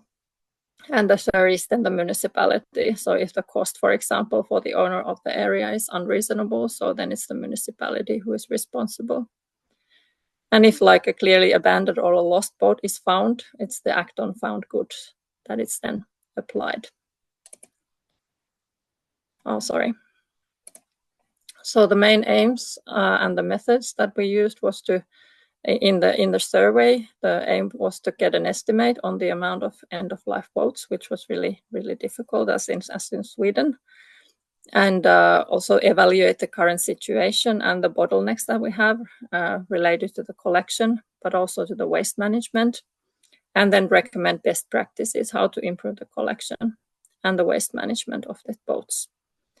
And we used questionnaires to both public and professionals. We made interviews to waste management sector, and also looked into the situation and systems in other European countries, although this was quite sort of limited as we did not have that much resources for the survey. And then a little bit to the results. So we used estimate of 720,000 composite boats that we have. So it was 60% of the 1.2 million boats. And then we looked at the boat registry to estimate the amount of end-of-life boats, and it seemed that only 0.1% of boats were taking out of use from the registry, so just over 100. Then we asked Finn boats on their view, and their estimate was that about 800 boats are taken out of use, mainly rowing boats. And then we did like this really simple life cycle analysis, and when 50 years was assumed as a lifetime for boats, so the figure was quite big, so over 10,000 boats. So it is very difficult to estimate, and the estimate vary a lot. So, but then we also like evaluated this collection potential, that how much boats could be collected if we had a more efficient system. And in Norway, where they have a good system, it was they collect about 0.5% of the boats And so if we take measures, we estimated that about 3,500 boats per year could be collected. But we also interviewed the waste management companies, and it revealed that they don't really have statistics on the amounts of boats collected.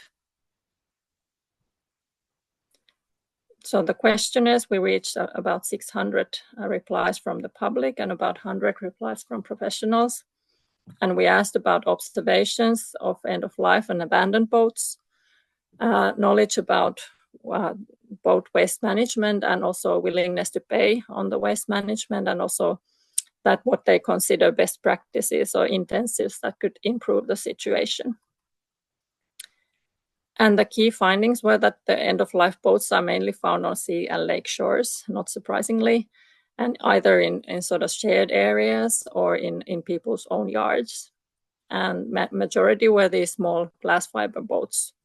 And they were estimated to be, the biggest group was 20 to 40 years old, but then 40 to 60-year-old boats were quite common as well. And the majority of people did not know how the current waste management system works, or how you like manage the boats after they reach the end of life stage. And then the most main bottlenecks were the difficulty and cost of transportation, lack of knowledge, and also the cost of waste management, but also like unclear responsibilities, that who is responsible, although it's in the Waste Act. And then collection campaigns, free waste management, better communication, and scrapping fee were considered as best options for improving the situation. And it seemed that people are willing to pay up to 100 euros for waste management, so what it actually costs for a regular rowing boat. And we also found that the boats are mainly scrapped and burned, so the waste management companies, they don't actively use the cement route. It's either not known, or it might be also related to the volume, that as there is so little boats, that they don't like consider it worthy to like put them into this separate route, but use it in or combust them with other waste. I will skip this slide on the system in Norway, but just introduce the policy recommendations that were made from the survey. So the best the best way was to have like more and better communication and information sharing, that people would know the current system that we have, as for example, have potential campaigns. And this is something that we are now trying to move forward with, as this was identified as the best and sort of the low hanging fruit. And then these orange ones are sort of ways that were recommended or were potential options, but were considered more difficult. So this cost-free collection of boats, where the responsibility would be within municipalities and the cost would be covered with municipal waste fees. And then the responsibility for boat transportation would be within communities, and the costs would be covered by the boat owner with the waste fees.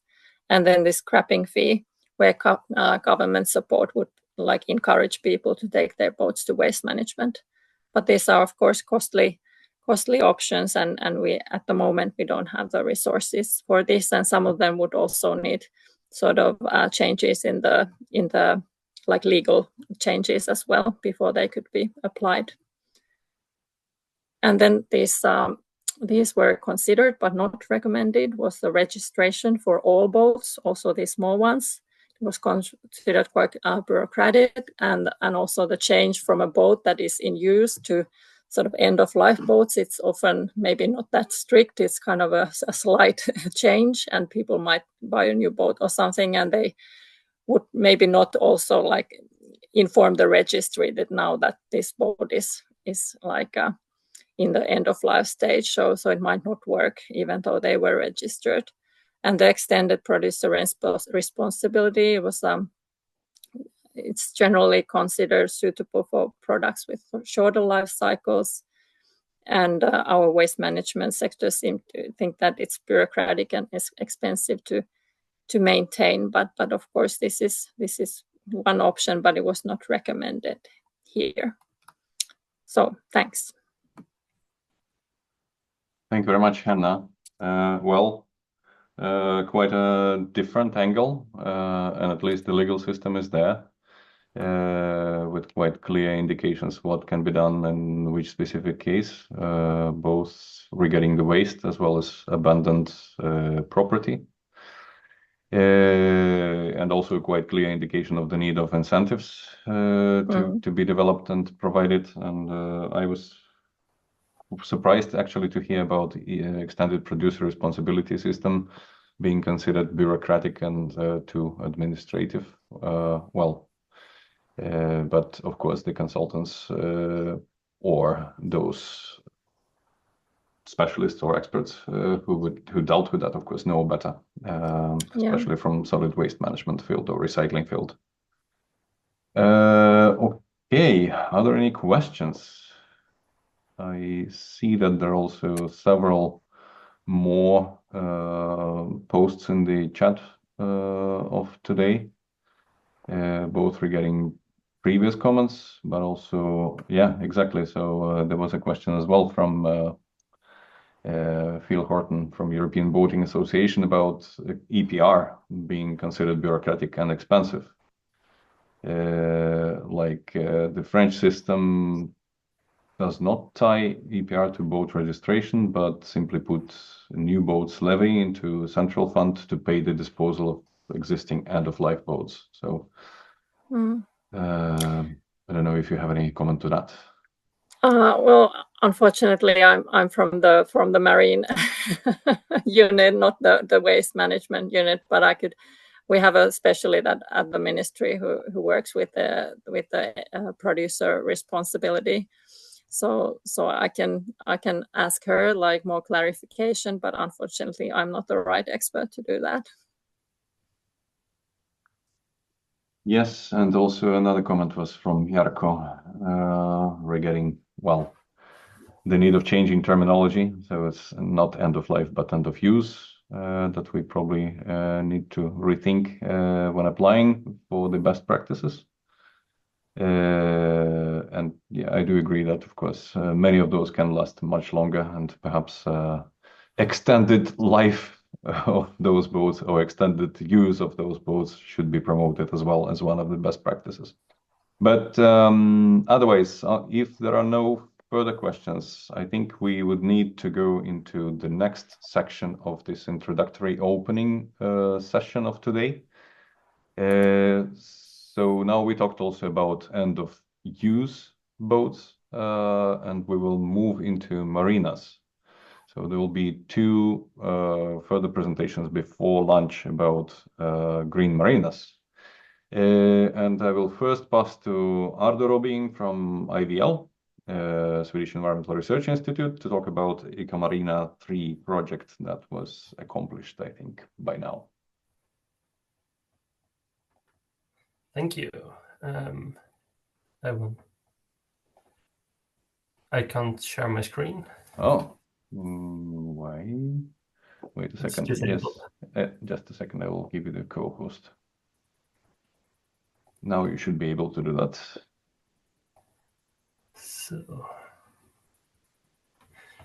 So you see my presentation? Yes, all good.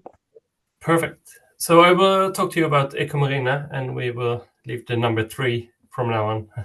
We had many small projects, but it's evolving, and I will talk about that today. How we, together with Swedish Yachting Association, will actually get this project launched.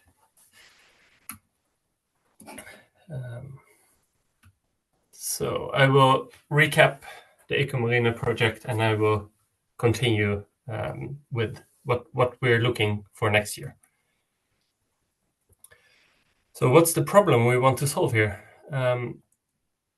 Many marinas are basically contaminated sites, both on land and in the water.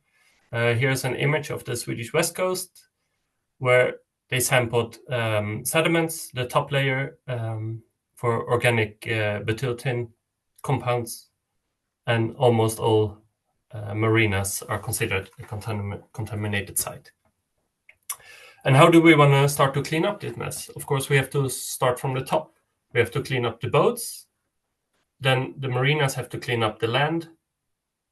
And the last step is to clean up the sediments on the seafloor. And Ecomarina is trying to address this problem by looking at the marinas. They are involved in all the 3 steps, basically, to create a more healthy environment. And it started with a project to look at environmental labeling. So we had some documents, reports being created.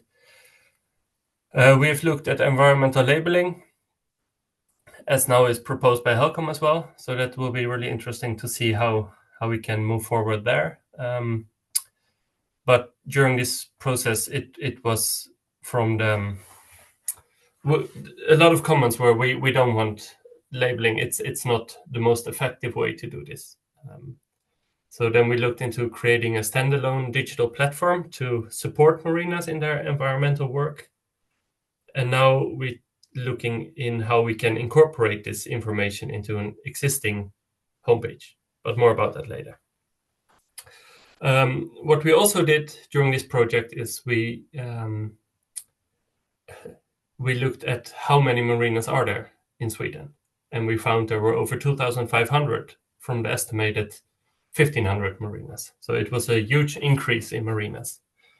And all this is now translated into English with a link on screen there. So everyone can read about the project. And that was finished last spring. So a few results from Ecomarina, the first few projects there is we created a prototype of a digital support platform for marinas where they step by step are guided toward a self-assessment to improve the environmental standards. And what we want to create is a platform so they can comply with the environmental code. It's on the most basic level. But to provide this structured self-assessment will prepare the marinas as well for supervision from authorities. So the authorities can ask more questions and get towards cleaning up the marina areas. So last year we had a quite ambitious system with many parts we wanted to add on to it. It was unfortunately also a bit too expensive, the business plan. It would cost, there were different numbers, but up to 50 or 100 crowns per boat site per harbor. And that was not realistic to make that work. There's not that amount of money in mostly voluntarily driven community boating clubs. But there was interest from stakeholders, but not really the possibility to finance either. So last year we've been focusing on the long-term financing to get this information out to the harbors. We have been networking and talking to the key stakeholders, and we have lessened our ambitions, and we made it more affordable. And now we have been talking a lot with Swedish Yachting Association, SBU, and we started looking at our common interest, and we realized we cannot do it without SBU. They have the network, and they really want our information and our knowledge from Ecomarina. And from there, we started to look at, okay, how do we make it happen if this is needed to work together? And we came up with a plan, and the Swedish Agency for Marine and Water Management, they believed in our plan and our vision, and they wanted to continue to support Ecomarina. So we were very grateful for that. So just a short introduction about the SBU. It's a non-profit association. They represent over 180,000 members in 900 boating clubs around the country. And they have been working since 1928 to make boating more safe, more sustainable and environmentally aware. create safe harbors around the country, provide knowledge for boaters, and welcome new boaters. They have a separate webpage which is called båtmiljö.se, where they communicate directly to boat owners. The whole goal of this site is for boat owners, if they want to know something, they have a question, I'm going to paint my boat. They go into the site, they have a look, they get an answer, and they leave the site, and they're happy. And now we want to increase the knowledge base on this site to also incorporate the perspective for the marinas and to get eco-marina knowledge into this site. The big advantage is it's open for everyone. So all marinas, if they join SBU or not, they can all get this information. Båtunion, they developed a safety checklist for boat owners, and it was specially developed for their website and and now we're going to apply the same structure for eco-marina material. So we will have checklists for harbors for environmental work, and hopefully in the future as well, safety and so on. One of the goals of the project is to include Båtmiljörådet. It was established 2007 and is an association where authorities and organizations working with environmental issues related to boating can exchange information and experience. And they will have the opportunity to fact check all information that's created. And we hope to broaden the acceptance for different parties on the material that is produced and is out. So this is just an overview of what we want to create. We want to include the checklist for self-monitoring in different modules and questions.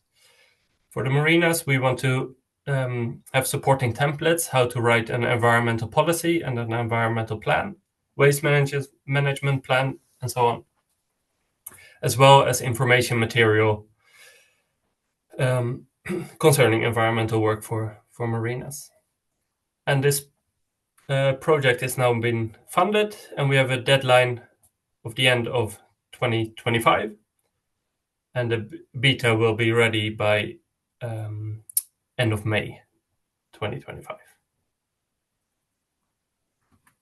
So thank you, and here are contact information to me. Jane is working on this project a lot as well, and then Carl from Båtunion, he's also highly involved. Yes, thank you very much, Ardo. And I saw all of those mentioned in the participants list today. So it's good also to have the new contact to Båtunionen. Last year it was Peter who participated in Palanga workshop.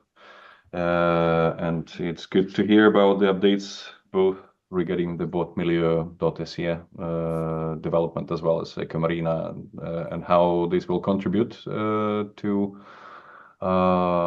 further providing information to boaters and mariners on environmentally sustainable boating in the Baltic Sea region, and not only in the Baltic Sea region. If there are no questions directly to Ardo right now, I would suggest that we then proceed to the last presentation before lunch, and I pass to Greta Srebaliene, our host from the last year. And I think already Keep Archipelago Tidy mentioned Klaipėda University once, but now we will hear the updates from Greta regarding the Eco-Marinas project.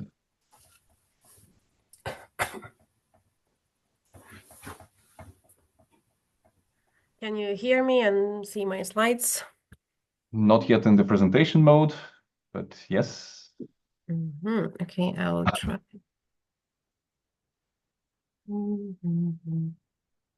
Choose the right window.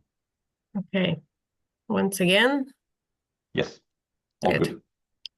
Hello, my name is Greta Srebaliene. I'm from Lithuania Marine Research Institute, Klaipėda University, and I'm very happy that Michael invite us again to gather all and share our experiences. Today, I will present our international project, and I should mention that this is Interreg South Baltic Program, EcoMarinas project, and accepted really recently in the beginning of the project is July this year. And so very shortly I will present it and who is the main leaders of the project and what our tasks and possible results that we are wishing to get. So we heard today a lot of what is marina, what's eco-marina, what damage or effect small boats are giving. So I will slightly really go to the other slides of it.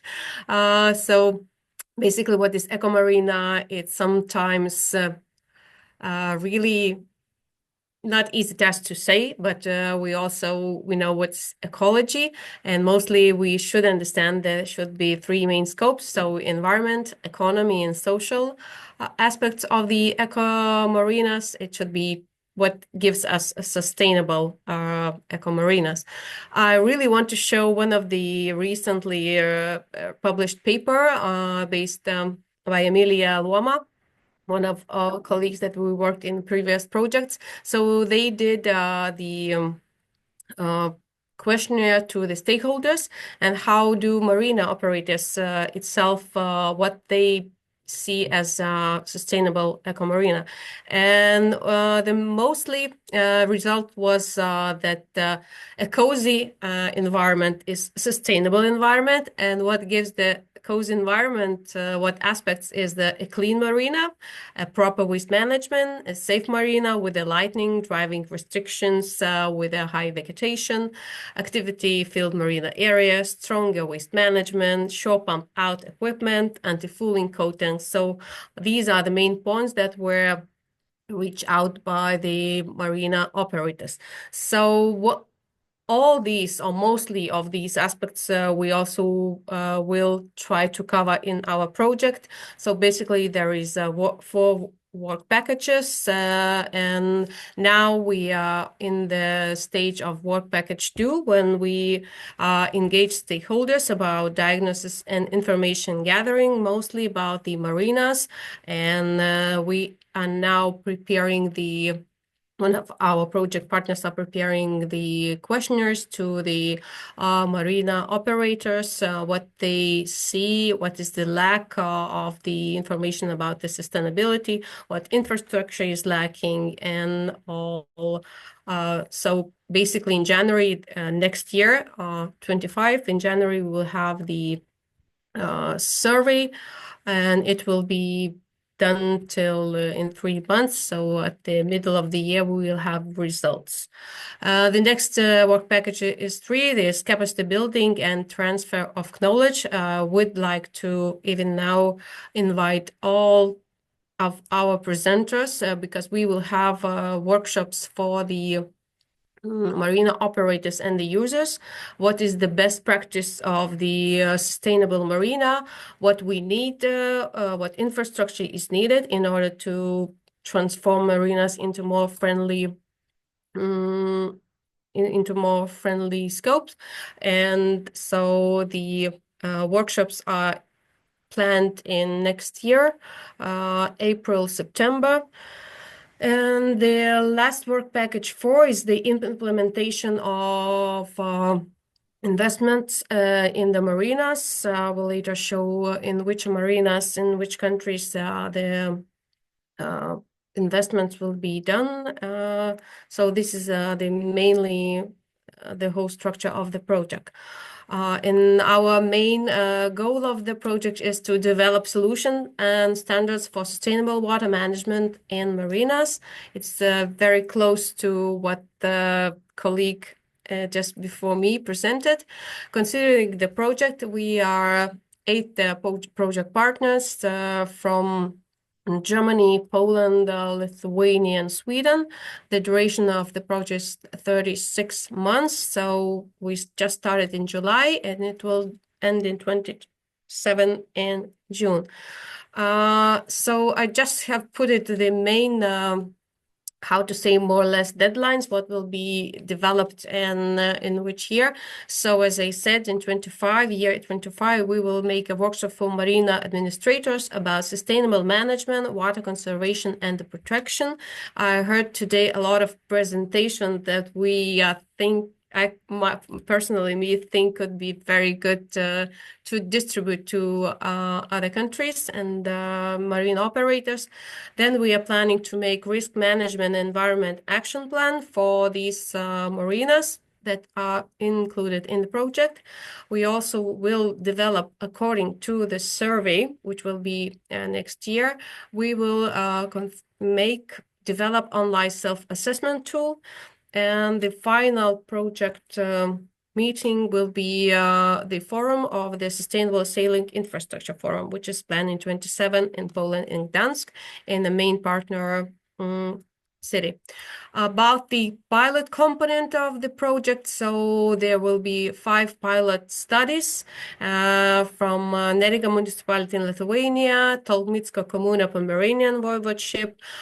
They will implement the grey water pump, dishwashing stations, water quality monitoring, rainwater management, and also the implementation of the hazardous liquid installation will be in Gdansk Marina implemented. So some activities already have been started. So basically, this year in September, there was a study visit from Gdansk to Västervik, Sweden, to the private marina and back. And during that trip, there was a workshop for the participants about the main problems of the marinas and the Baltic Sea, what main hazards has been, raised. So during the trip, it was also made a film, and you are allowed to watch it if you have free time, and mostly considering the film was about the raising awareness about the sailing and which connects to the project activities. And we had already in October kickoff meeting. So take-home message, I didn't give any results because the project is just started. So take-home messages, 8 partner organizations from Poland, Lithuania, and Sweden, Germany. We'll work together in order to identify and implement solutions to improve the sustainable use of water in marinas. And the main aim is to reduce water pollution in the Baltic Sea. And the project activities focus mainly on marina operators, as they are the ones who influence or could influence less the marina environmental policy. And these are the main project leader is Gdansk Sport Center. You already heard a lot today, I think, about them, and all the other organizations, including the Klaipėda University. So if you are interested in any activities of our project, especially giving the best practice in your country or international projects, we are happy to communicate and be in partnership. So thank you. This is very shortly because it's just beginning. So if you have any questions, please ask me, but we don't have any results now. Thank you very much, Greta. I'm quite sure that even if you do not have yet the results, I already see that we may have some good cooperation with the project, both sharing what's being already accumulated through different other activities and within these 2 workshops from the last year and the one that we have this year. And just a quick reminder to everyone that when we did our previous workshop, we kind of agreed, and that was supported also by HELCOM Maritime Group, that we may have an offline event, an offline physical workshop every 2nd year. So this year, as you see, we have it online, but as I could see in your schedule, you have something planned for September, and that is a workshop for marinas. Yes, it will be in Klaipėda. Okay. Because it is planned as a study visit in Klaipėda, and we are talking with the harbor of Smiltynė that you saw on the next. Do you remember it? So it is more or less preliminary should be there. So we can. I know that some of our lead partners, Anna, was previously in this workshop. I am not sure if she's still online, but yeah. So yeah. Yeah, I think she's still here. Michael, we can talk later, maybe. Yeah, of course, of course. So this is just a quick thought about possible side event that we can connect. And I already see that in the chat, Nicole, for example, already mentioned that she would be interested to share the information about biofouling activities and see how this can be aligned with your project activities. But hi, Nicola. Good. Thank you for this quick introduction. And we still have 5 minutes before formal end of this session. But I would like to highlight what we're going to do, unless there are any questions or comments. I would like to highlight what we're going to do after lunch break. And let me see if I can share this slide. If it cooperates with me, because I have exactly the same problem as everyone else with 2 screens. Yeah, just a second.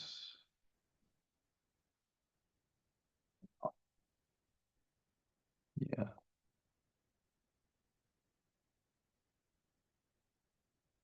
So our planned schedule for the afternoon looks like this. And of course, this is not carved in stone, so we can also change it as need be. So the main idea was to have a discussion about the road ahead and especially about the content of the proposed clean boating guide, what should go in there, what should be the timeline, what kind of means we may need, like dedicated workshops, for example, to be arranged, well, dedicated working sessions, I would rather call it. And one idea was to discuss it topic by topic and also align it with the HELCOM Baltic Sea Action Plan. So to talk about biodiversity, to talk about eutrophication, hazardous substances, and any other cross-cutting issues. Then having a coffee break around 3 o'clock, but again, we are rather flexible with that, and then continuing with road ahead next working sessions and closing latest by 4 o'clock in the afternoon. So by now, I would like to thank everyone who spoke so far in the beginning. And thank you, Sophia, and all other speakers for presenting your work. We will indeed use it for the preparations of the Clean Boating Guide. And just a humble ask if you could share, all of you, your presentations so that we can post those on the workshop event page on our website. And of course, this will be shared as well with the HELCOM Maritime community and presented at the next informal consultation session of HELCOM Maritime. But for now, I think we can break for lunch, and I would really wish to have the same number of people, though I know that some are leaving, and of course we all have busy schedules, but at least I would like to have number of people coming back in the afternoon for the discussions about the road ahead. So see you in 40 minutes approximately. I hope that's enough time for having lunch, and let's reconnect. So it is the same link, and I will keep it open, so I will see who is joining. Thank you.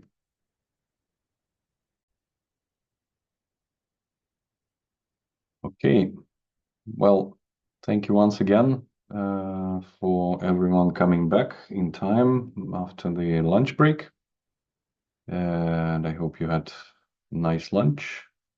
So to begin with, I will give you a short introduction of the work ahead and how we see it.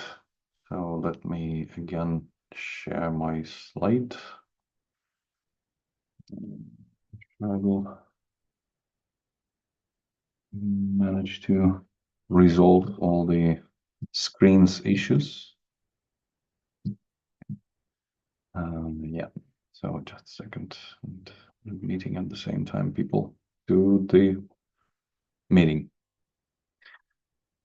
Good. You hopefully see now my slide. And just to remind everyone how the whole idea of the Clean Boating Guide came into mind. We already started talking about that last year in Palanga, with understanding that so much is available in the region, but mostly in national languages. In certain cases, of course, the information is available in English. But what we are asked to look after, and I will just remind you also by moving to the very first slide, that the Baltic Action Plan Action S13 is calling to promote environmentally sustainable recreational boating, including the use of best environmental practices through education, raising awareness of boat users and personnel of marinas and guest harbors. Promote also green marinas and guest harbors by introducing eco-labeling of marinas and developing guidance and best practices documents by 2025 as a help for marinas to reach criteria. So this is the guiding action we are working with.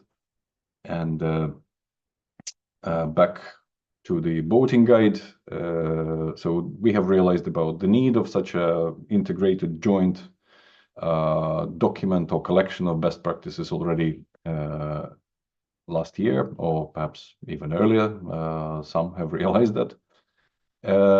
With the understanding also that there is an example available already in the region. And well, of course, I did not include the whole Baltic Sea Clean Shipping Guide in this slide, but I just wanted to highlight what is in the contents of the Baltic Sea Clean Shipping Guide for ourselves to remember and see how we can use it. Though, of course, the commercial shipping is very much different from the recreational one.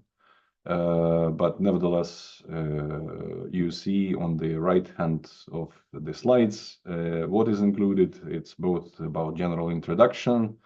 It is about environmental regulations of shipping in the Baltic Sea, to a large extent stemming from IMO and MARPOL Convention, as well as with references to HELCOM Convention itself, for example, regarding dumping or incineration. Also, there is information about how wastes are delivered to port reception facilities. There was actually a small chapter about environmental regulations for small vessels, fishing boats, working and leisure vessels. But quite a lot is also devoted to safety of navigation, and that's what you can see from 5 on.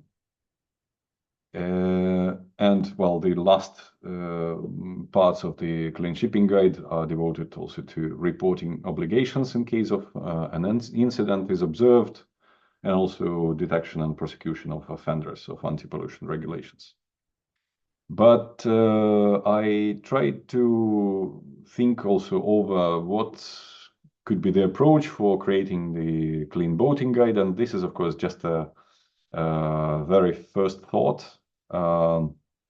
And the important parts are that we should not invent the wheel again. We should use available knowledge that is shared and that we heard about both last year as well as today. The idea is to share best practices, so the Clean Boating Guide will not be just well, a collection of text and regulations and suggestions, and provisions, what needs to be done, but also a compilation of best practices with clear references to those. And again, this is about national projects, for example, that are running in different countries and for example, the information provided on ROPE program in Finland, on the collection stations in Finland, likewise on ecomarinas or Skippo, environmental layers in the navigational charts that can be included as a reference to specific best practices. And finally, the idea is to use the life cycle approach. Well, I would love to hear, of course, your thoughts on that, so that we will address both what can be done before actual boat use, before the boat is born, so to say. So what kind of considerations can be brought together. And for example, also the information regarding APR, extended producer responsibility, and tax or levy on the new boats could be considered already there, so that it is like a part of design for recycling. Then also different types of propulsion can be addressed in order to reduce, for example, underwater noise that is generated. And also the materials that are used for boat design can be considered as well. And of course, these are just few things. Most probably there can be a lot more, and I'm sure that you can share that as well. And then the second section, or the second chapter, could address the actual boat use, so operation and maintenance of boats. And here I also suggest, well, again, this is just my suggestion. We can discuss it, and perhaps it will develop into something different. But a suggestion is to divide it into sea part, or at least being on the water, and also the harbor marina part, so that we could address environmentally sustainable marinas as a separate sub-chapter of the actual boat operation chapter. And then the last but not least is after end of use. Well, we already learned that end of life perhaps is not a good term, so that is why I included it as end of use. And here we can discuss, well, of course, then there should be safe disposal options, abandoned gears, what to do with them, legacy gears as well, and how recycling can be enhanced, as well as possible considerations of reuse can be done as well. So that's the outline so far, or at least the proposed one. And I would suggest that then, after we have the first round of thoughts regarding this outline, we can move into specific chapters and talk through them, adding examples and adding also what needs to be included, and considering who can contribute to this drafting. And then the last thing is also about the timeline. And of course, as you saw in the BSAP, the plan is to have the deliverable by 2025. So we have roughly a year for doing that. And that means that the provisional or rather elaborated draft of the Clean Boating Guide is aimed to be submitted to the next session of Maritime Group. And I would like to ask Marta if she can clarify when the next IC Maritime is planned. Was it also fall 2025? I think it was. So it will be on the 28th to the 30th of October. Okay. So that's the initial deadline then for delivering the draft. Apologies, Yep. Misha. As you know, we Yep. need the document 3 weeks in advance. Of course, yes. Sorry. For sure. Meaning that we should calculate back. And as the maritime will be done in the end of October, it means that we should have the draft ready sometime early October, the first week of October, to be shared with the HELCOM community. And that leaves us more or less 9 months to work on. And then, of course, as soon as Maritime is happy with this document, we may have some finalization and polishing and, well, layouting and so on until, let's say, well, the last week of November. I don't remember exactly also when the HODS is planned, the heads of delegation is planned in December. This can be checked. 9th, 10th. 9th, 10th, okay. So again, meaning that preferably then the document should be circulated middle of November to the heads of delegation. So these are... If I may add one very humble suggestion, Misha. Sure. It's like you may want to consider sending the document in advance to Maritime and then compile input before the session. So the discussion of the document itself is smoother, maybe in the session as such. Thank you. Yes, that's a very good practical hint. So yes, to smoothen the discussions, of course, then the draft can be elaborated and still can be further developed before the Maritime meeting. So the kind of not completed draft version can be circulated first in order to have it for commenting and for discussion, and then further inputs can be further provided before the actual meeting in the end of October. So that's the process ahead, at least. And we had quite similar process this year with a very different issue that was about phosphogypsum waste. And we had a number of dedicated working sessions, though it was a formalized process. In this case, it is not really formalized because it is not driven by HELCOM, but CCB has, Coalition Clean Baltic has volunteered to lead this process. So that's the plan. And I would like to ask if any one of you have any comments regarding the general outline and the idea of using the life cycle approach. Yes, I can see Mike, who has not renamed himself yet. Again. Yes. I have to do it again. I will do it after my intervention. So on the life cycle approach, I think one thing that we might have in mind are the addressees. So because if you look at the first chapter, it will be the boating industry. Second chapter, it will be the individual boaters. And third chapter, maybe also some waste collection companies, etc. So you could keep it as let's say, all under the heading, a Clean Baltic Boating Guide, but I would suggest to have different volumes. So volume 1, volume 2, volume 3, let's say, which could be also distributed, for example, to the different kinds of addressees. So as a boat user, I would predominantly be interested then in volume 2, which is on what I should do while using the boat.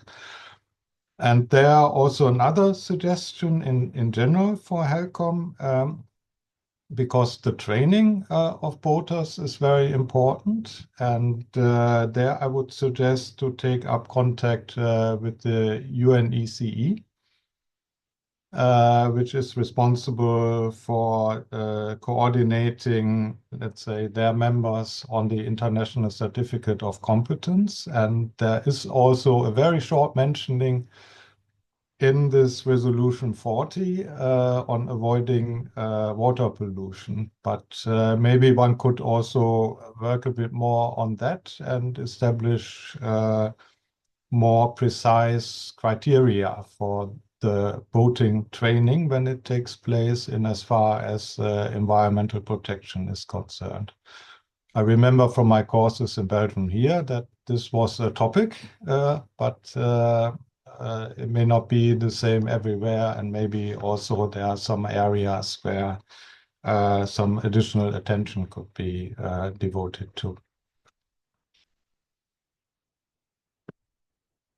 Yes, thank you very much, Mike. This is indeed also an important issue to address with the capacity building and training of seafarers or skippers or boaters.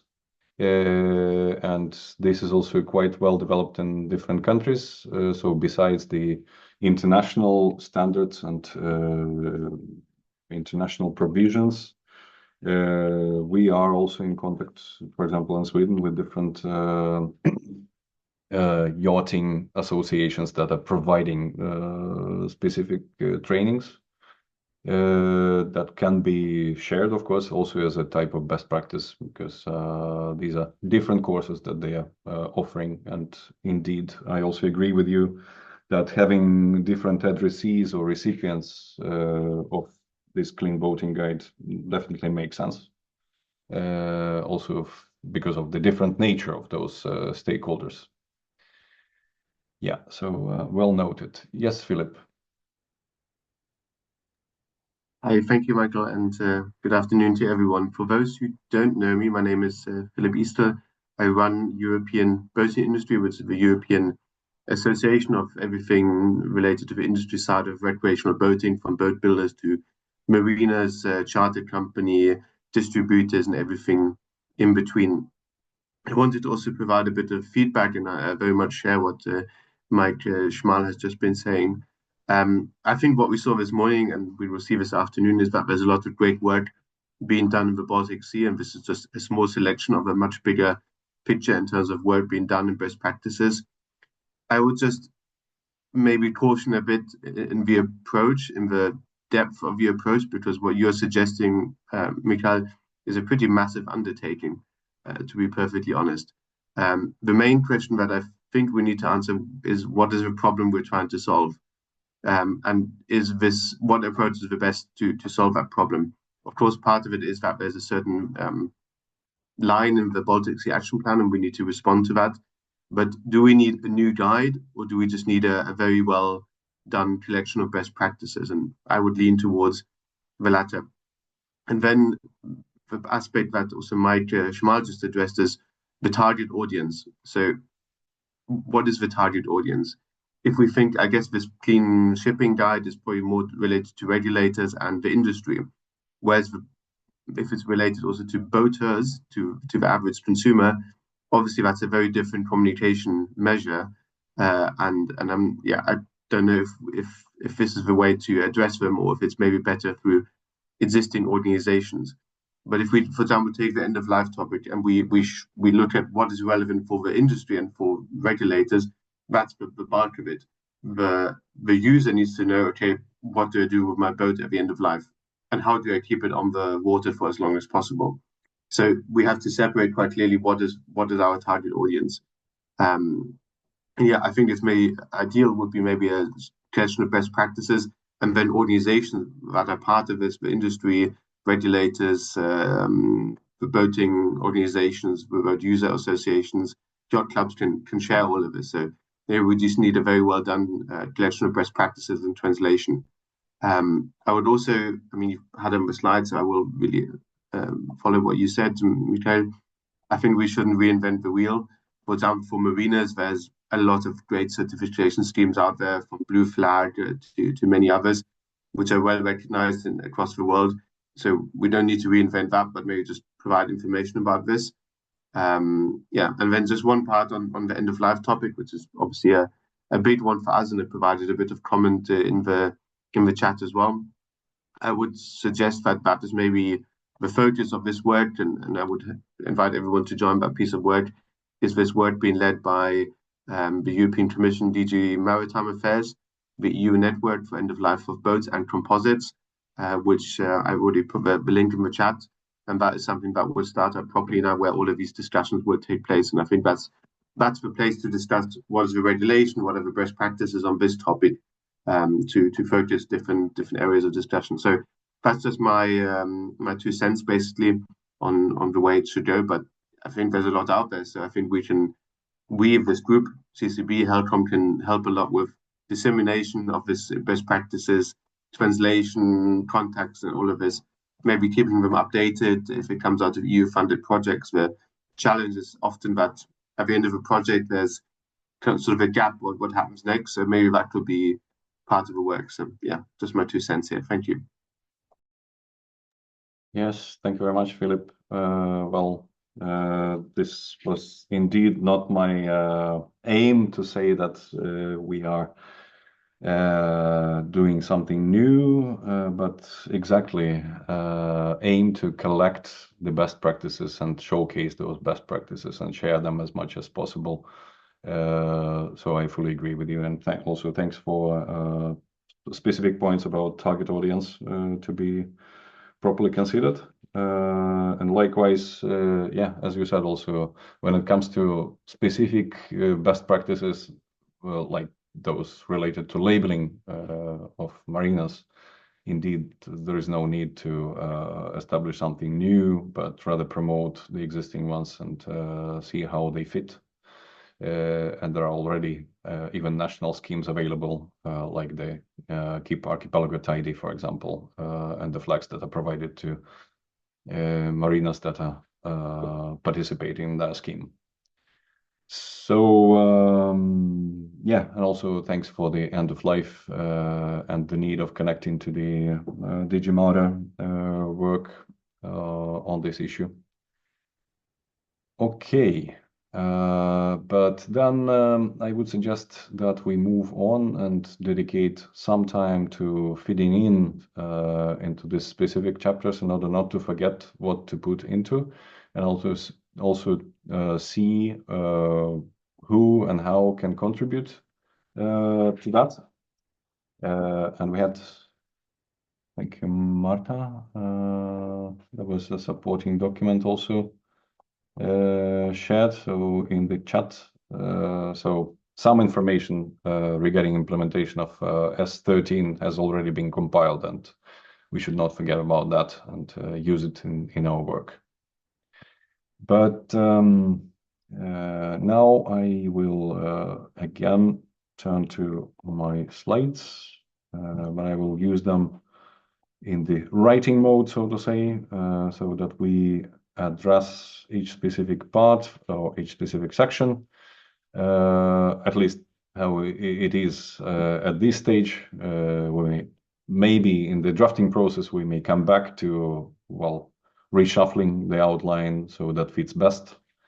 But for the time being, I would suggest that we keep it as it is. So going back to the slides, and I would like to start with discussing the before boat use, before the boat is born consideration. And well, I do agree with Mike saying that perhaps this is not that much for the boat owners, but perhaps it still deserves to be addressed in the Clean Boating Guide. And given with a lot of work currently on the way within EU regarding design, well, eco-design to be applied, for example, to avoid or replace plastic use and so on and so forth, and also designed to avoid the use of other hazardous substances or materials. This can be something that we can talk about, and I wonder if there are any suggestions or any considerations or any thoughts what can be included here, and for which particular thought. I can see that there was, okay. Thank you, Philip, for taking the part and for your contributions, and I'm quite sure that we will keep in touch and we will continue cooperating. But yes, I see, Nicole, that you raised your hand. Yeah, thank you. Just one suggestion for the design part. In order to prevent or to minimize biofouling, it might be worth to design the boats with as less niche regions as possible, or to design niche regions that are accessible for cleaning, so that less species can attach to these regions. this is also part of the IMO biofouling guidelines.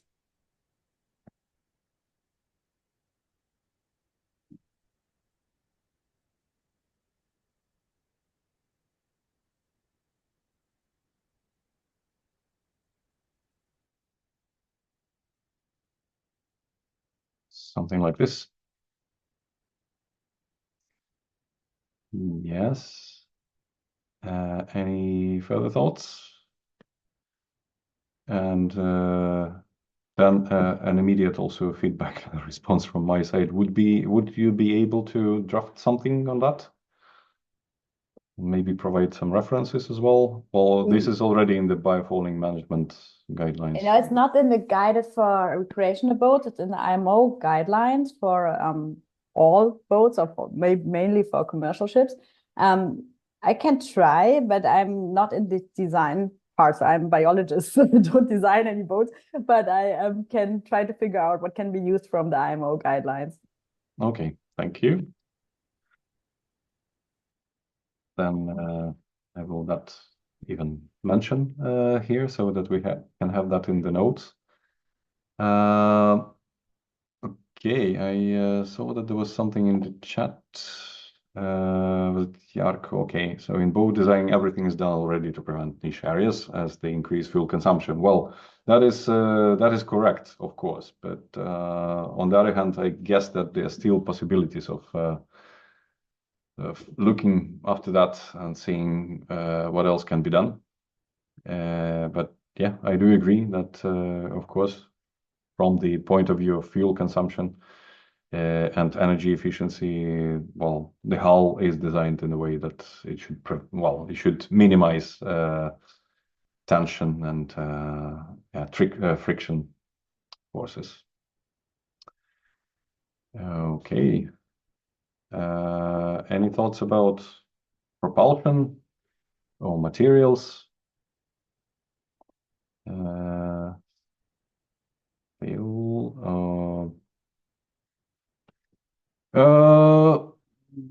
Well, a relevant question, Phil, about the Recreational Craft Directive. And of course, it is relevant to consider the opportunity to, think about environmental design alongside with other aspects. Well, frankly, I don't know if either you, Phil, or Mike can provide more insight on the review process with Recreational Craft Directive. But before that, I will pass again to Nicole. Yeah, just one brief thought about for the design part. The propeller design might play a role in order to minimize the noise. So, but I can't contribute to this, so I'm not really into the propeller design, but I can ask colleagues who are working on this for the commercial shipping part, but maybe, I don't know if there are not many differences, but maybe there is already something, so just to mention it. Yes, as you saw in the presentation by Andrea regarding the Quiet Waters project, this is one of the aims of the project to test different designs of propellers, including the very innovative ones like the Dolprop, the fin design that is completely different from the traditional conventional one, and we were even considering also different types of conventional propellers. I don't remember exactly the name of that, but of course that will take some time for doing that, and maybe we can talk also with IVL, for example, regarding the developments in the propulsion and propellers area. So I will tentatively put something here, but yes, Lina, please go ahead. Yeah, thank you. Wasn't there anyone else before me raising the hand? No? No. Oh, okay, thank you. I'm just a bit confused about this document, because as I read the S13, it's supposed to be some guide to boat owners and marinas, and they can't really affect how the design or the really anything about how to design the hull or the propulsion. So I'm just a bit confused what's going to be in this document, who's going to read this document. And as I think it was Philip said, this is up to the Recreational Craft Directive, and of course we can discuss also things here to improve the directive next review, but yeah, I'm just a bit confused. Yeah, thank you, Lina. And of course, this is a relevant question that Mike also addressed in the very beginning, that if we do it in the way that is suggested, then we should clearly target that, particularly this section, to those addressees or stakeholders that might be, influencing the design of boats and so on and so forth. And indeed, you're right that boat owners themselves, they are not the group that can influence that much. Though, in fact, many of them do have very good knowledge about also how to enhance their boats. Of course, they cannot do any drastic changes into the design of those when they are manufactured. But nevertheless, they, of course, do tips and hints about what to do during the maintenance. And this is specifically, they probably can also concentrate, and they can also suggest something. But you are very much correct. And the second part, the second chapter, which addresses the operations at sea or in the marina, this will be the core part. So this will be just a small piece or small part of the actual clean boating guide, if we decide actually to leave it as it is. Yes, and I think it was Mike first and then Ardo. Yes. In October, I received the information from my colleague working in DG GROW that they are planning an evaluation of the Recreational Craft Directive. So, as you know now, legislation at the Commission has two, let's say, preparatory steps. And the first one is always the evaluation, if the legislation already exists. And the next one would then be an impact assessment on concrete measures. But the stage of evaluation is actually a very good stage for feeding in issues that you consider which are not adequately dealt with by the directive. Good. Thank you very much, Mike, for this contribution regarding when and how we can also contribute with suggestions to take place also not only in the Baltic but also EU-wide if something is missing. Yes, Ardo, go ahead. Thank you. I was just thinking before, we have heard how many boats there are in the Nordic countries, and that we want to have them for a very long time, up to 50 years. So people are not buying new boats in a great extent. But if we can provide information how to change it or modify your boat to become more eco-friendly, for instance, to change a propeller is something a boat owner can do. Or drop in fuel alternatives instead of going fully electric. That's a huge investment, but maybe there are alternatives that are accessible on the available, or for the fleet. Yes, that's a very good point and note taken.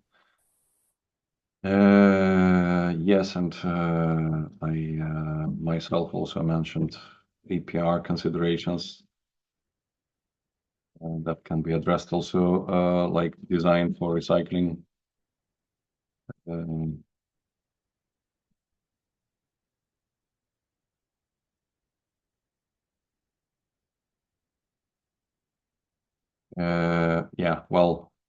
We probably need to address this further with more people who may wish to propose something and suggest what else can be added maybe in this section. And I don't have myself much about the materials, but of course, material-wise, for example, design for environment and using less plastic could be something, could be an option, or replacing some plastics. I can also see that Josephine posted in the chat about yes, exactly. Chemical Inspectorate. Yes, it's the chemical agency in Sweden who had a government assignment as well, called non-toxic from the start, where they have looked at which substances that prevent recycling of plastic. And I think it could be, well, interesting to look at this and maybe find some inspiration on eco-design. Good. Thank you for sharing. I included that so that we do not forget.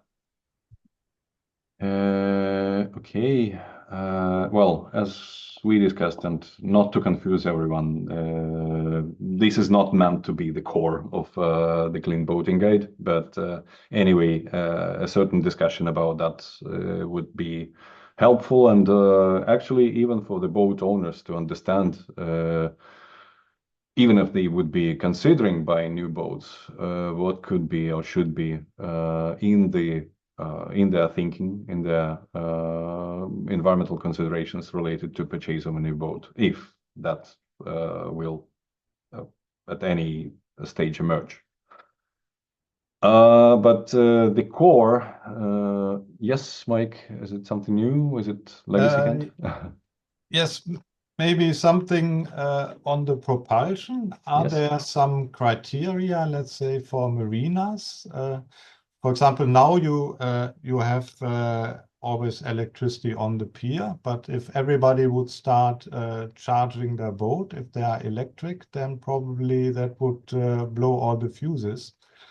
So might also be something to take into account.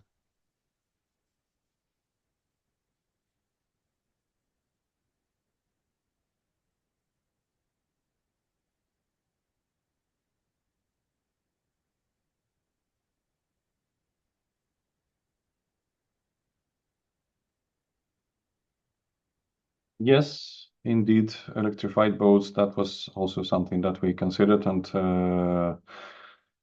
well, this can be considered from different angles and different perspectives, not only the marinas itself and the growing number of electrified boats. We can see that already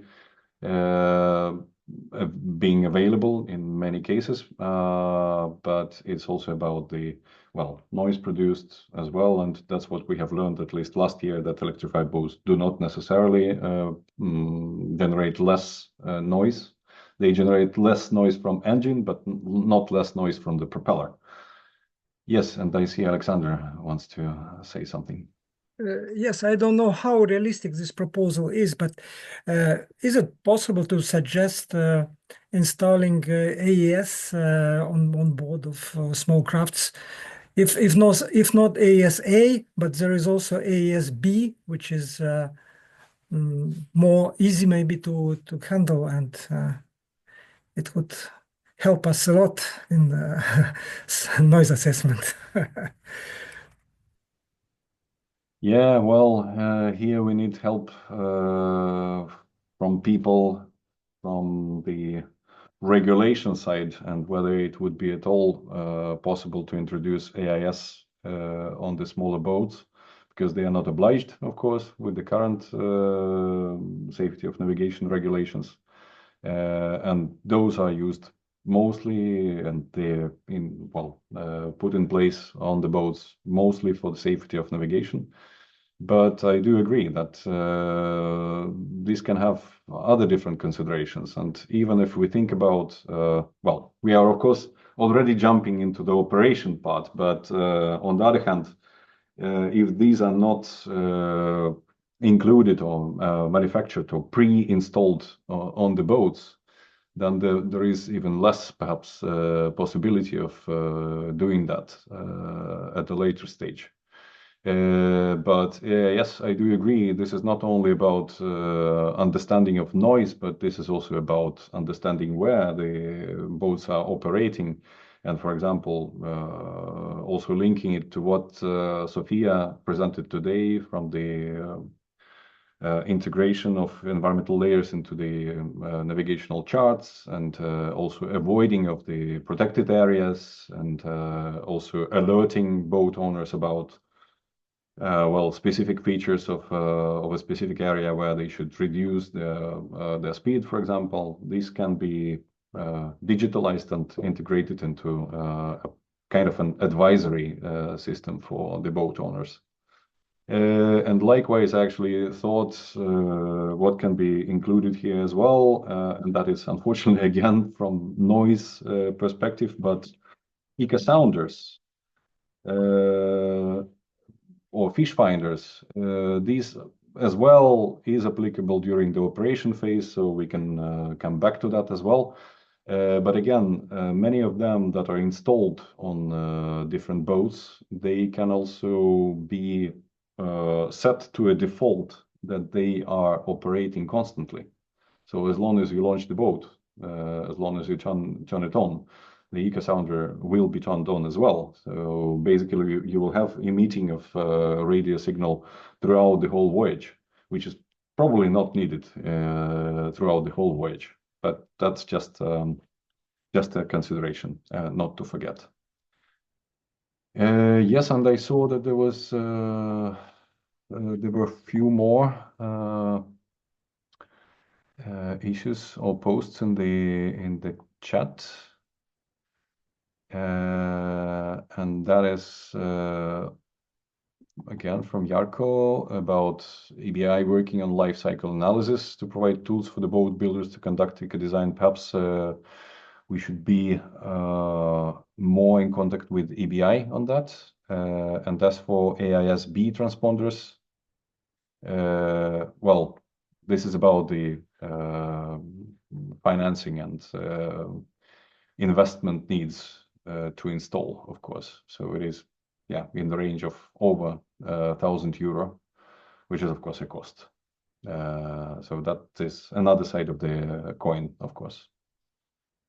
Yeah, ultrasonic anti-fouling systems, Nicole. Are those pre-installed?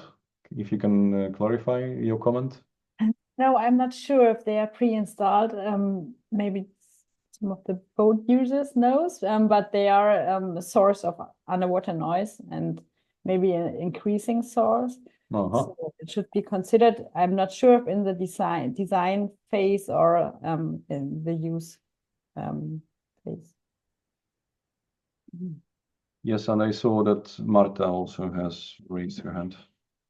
Yes, if I may, it's about the issue that was considered earlier about considered deterrent devices. We have a dedicated action in the action plan about that. We are aiming at having guidelines. So my suggestion would be to make a linkage between those guidelines. So we don't need to repeat and start all over, but making use of those. Thank you. Yes. Thank you very much, Marta, for relevant comment. Okay. Thank you also, Andrea, for the review process of recreational crop directive and the timeline. Okay, but let's move into the core part of the boating guide, and this is about the actual boat use. And as I told in my introduction, I would suggest that we divide this into what comes during the boat use at sea or in lakes, and this is quite, well, not necessarily just lakes, of course, inland waters. But in many countries, this is quite an issue, and I'm quite sure this is not only relevant for Finland or Sweden, but this is also the navigation in the canals, for example, in Poland. And recreational crafts are going quite far also through the canals. Maybe not in the same quantities or numbers, but still. And then besides, we can also address what happens in harbors and marinas. And I saw that I think there was another note. Okay, Jarkko has mentioned about ultrasonic anti-fouling systems. Okay. Good to have this note as well, so that we will, at least we will take this into account and look into this.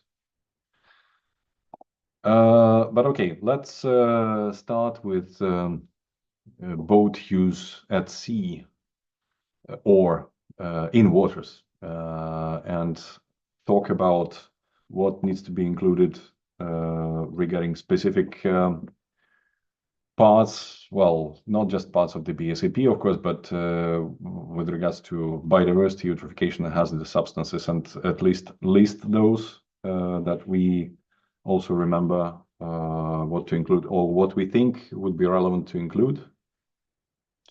And let's start with biodiversity. Any suggestions?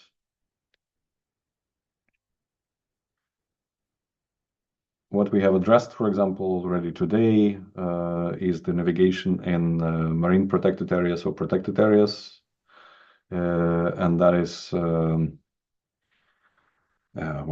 how to put it? Let's just put it so far as navigation.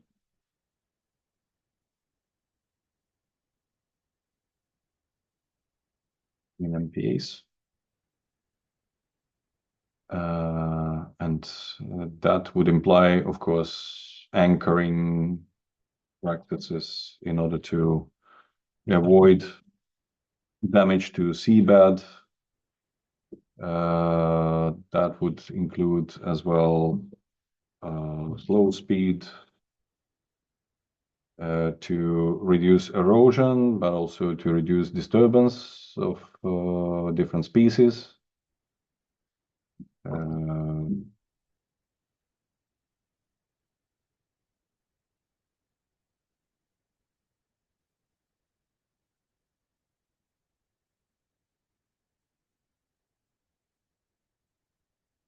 Perhaps mapping could be included here. Yes, Nicole? The spread of invasive species is also one part for decreasing biodiversity.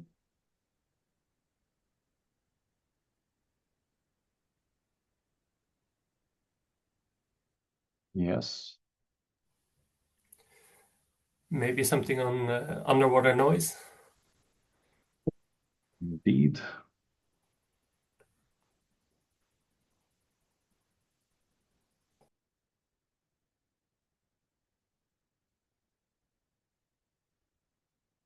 Okay, anything else that comes into your mind regarding biodiversity?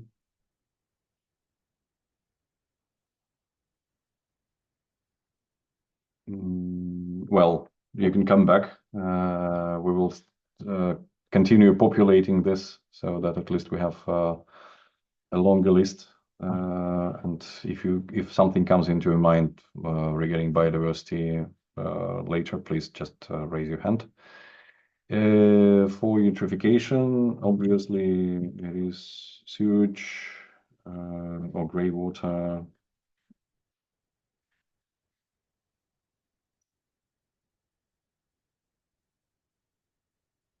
And perhaps also food waste.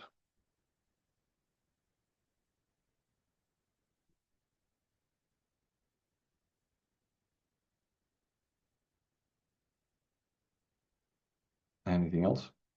Well, emissions.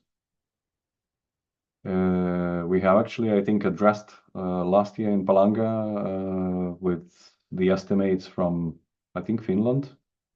That actually during the season, during the peak time in July, August, the emission levels from recreational boats modeled in the particularly Nordic countries and along the Swedish and Finnish coasts were quite comparable to the commercial shipping.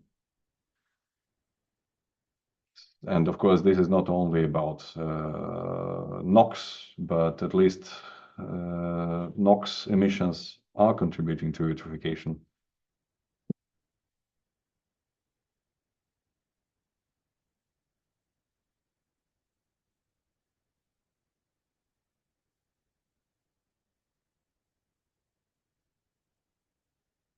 Okay. Phil, thank you also for posting in the chat how to approach wildlife without disturbance. But that's well, of course, we can put it into the list. Sorry, yes, it was under the biodiversity one. I can't seem to raise my hand, so I just had to type things in the chat. No worries.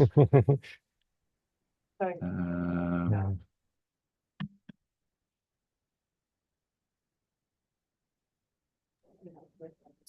But just while I'm speaking on the at sea part of it, there's also the bit around fuel use and how you actually use the boat, regardless of what propulsion system you have. So I don't think we've got something in there.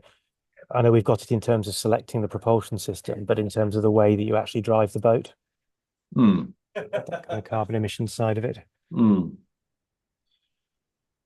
Yes. Would it fit? So it's really a climate change section of the at sea one, I would suggest. Right. Well, we have cross-cutting separately, but of course we can take this at least here for the time being.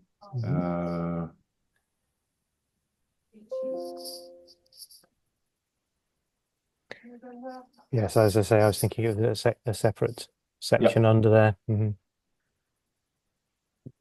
Actually, good climate considerations. Yeah. Is it here? And it would include things like use of generators as well when stationary. That's more in harbors, I guess. Well, it could be. Yes, I suppose if you're cruising long distance, right. you know, if you're sailing, it's about thinking about how you most efficiently charge your batteries when you're going along. Yep.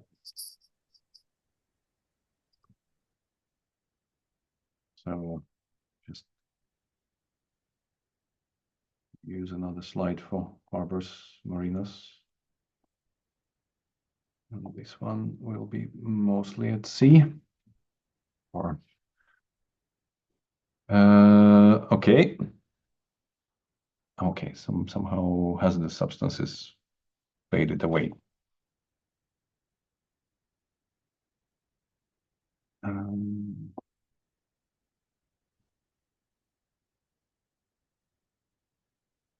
Okay. Hazardous substances, I would assume many things may come up here. Yes, Nicole? Yeah, of course, the anti-fouling systems and the biocide release and also particles of the coating.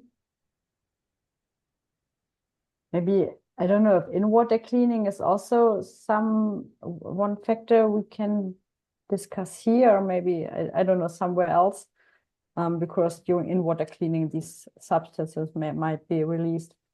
So.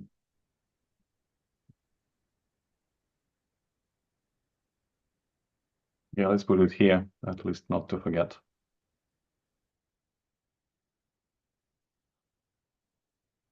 Okay.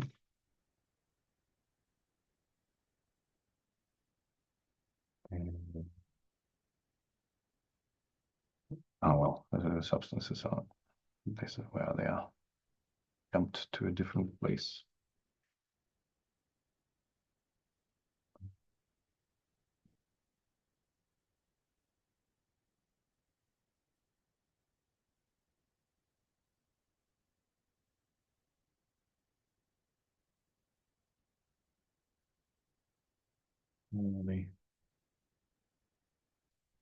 Going to be change the bullet. Okay.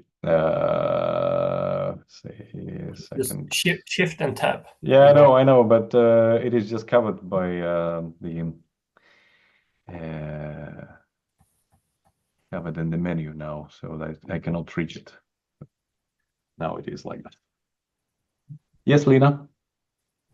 Yes, thank you. I just wanted to add sonar systems. I think it's for biodiversity, the part, yeah.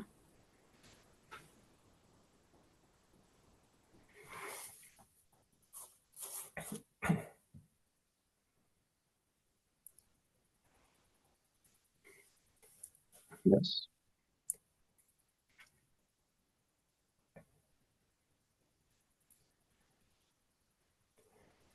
And under hazardous substances, we should have something about fueling and oil spills.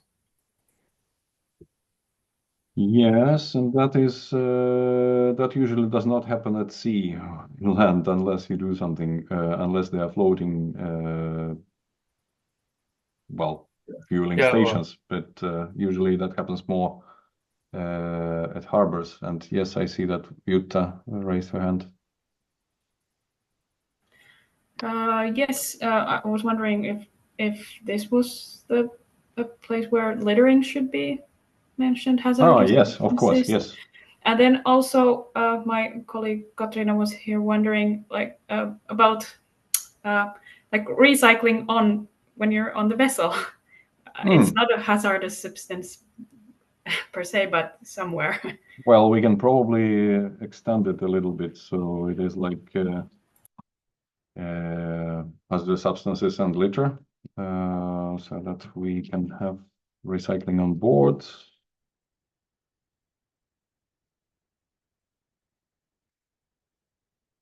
Yes. Anything further, Lena? Yeah, I was also thinking about microplastics, and I'm not sure if it should be under this, maybe under hazardous substances. If you clean the boat in the water, it could be microplastics release also, besides the anti-fouling. That's what I meant with particles. Sorry, So, yeah. Like and also any other particles. Yeah, and also I have to agree with the oil spill, especially if you use the old boat engines, the two stroke. I don't know. Yes, the old ones.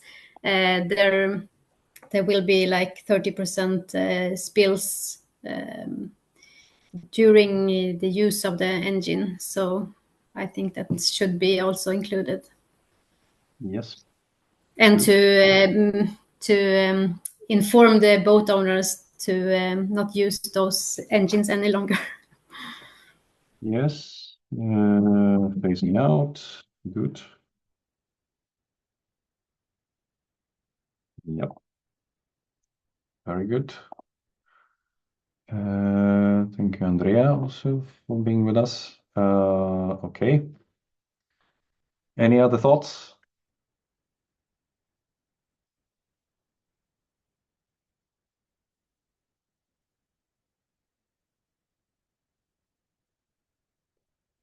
Actually, I think littering and or preventing littering and then recycling on board perhaps should go under one.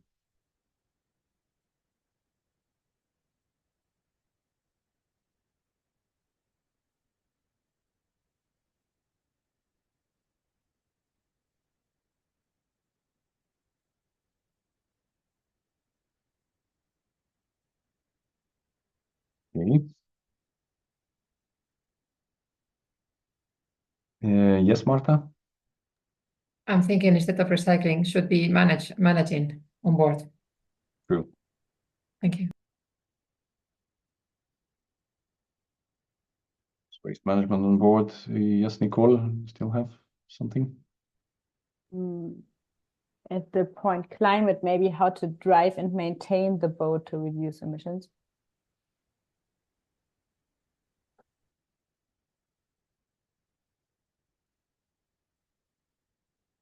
Good.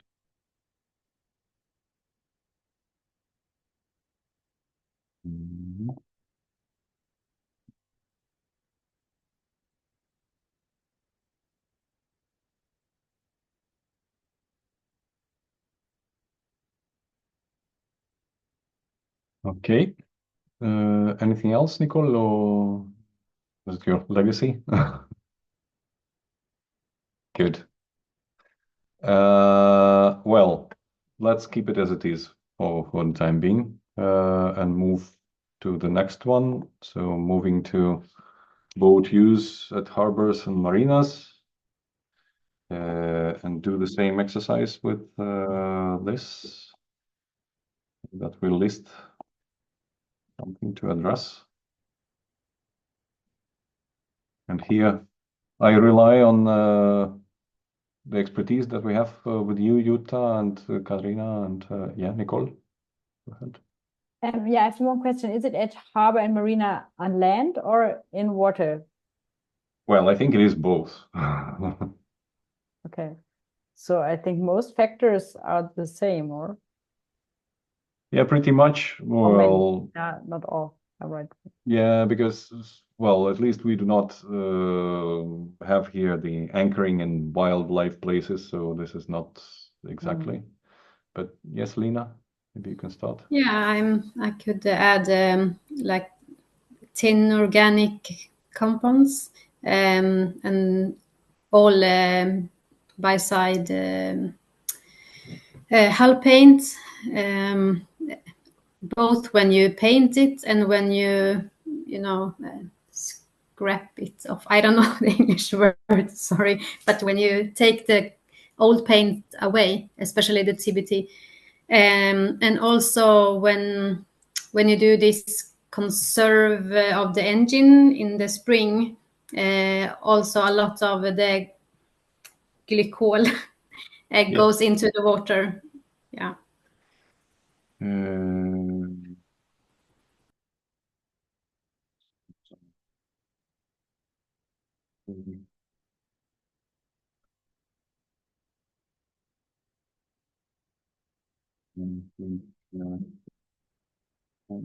Consideration.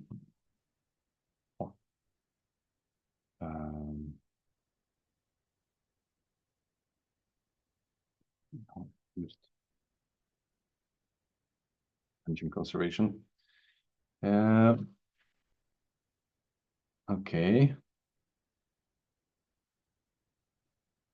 Yeah, organotin compounds are not allowed anymore. That's correct, Nicole. But there still can be some boats that are covered with organotin-containing paints that were not removed previously. Yes, I can add. Maybe not restrict to organotin compounds, but to all biocidal compounds or biocidal coatings, or just biocides.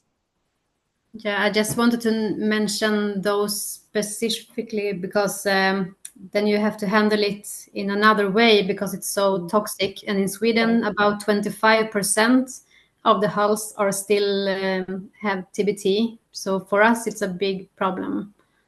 Okay. Yeah.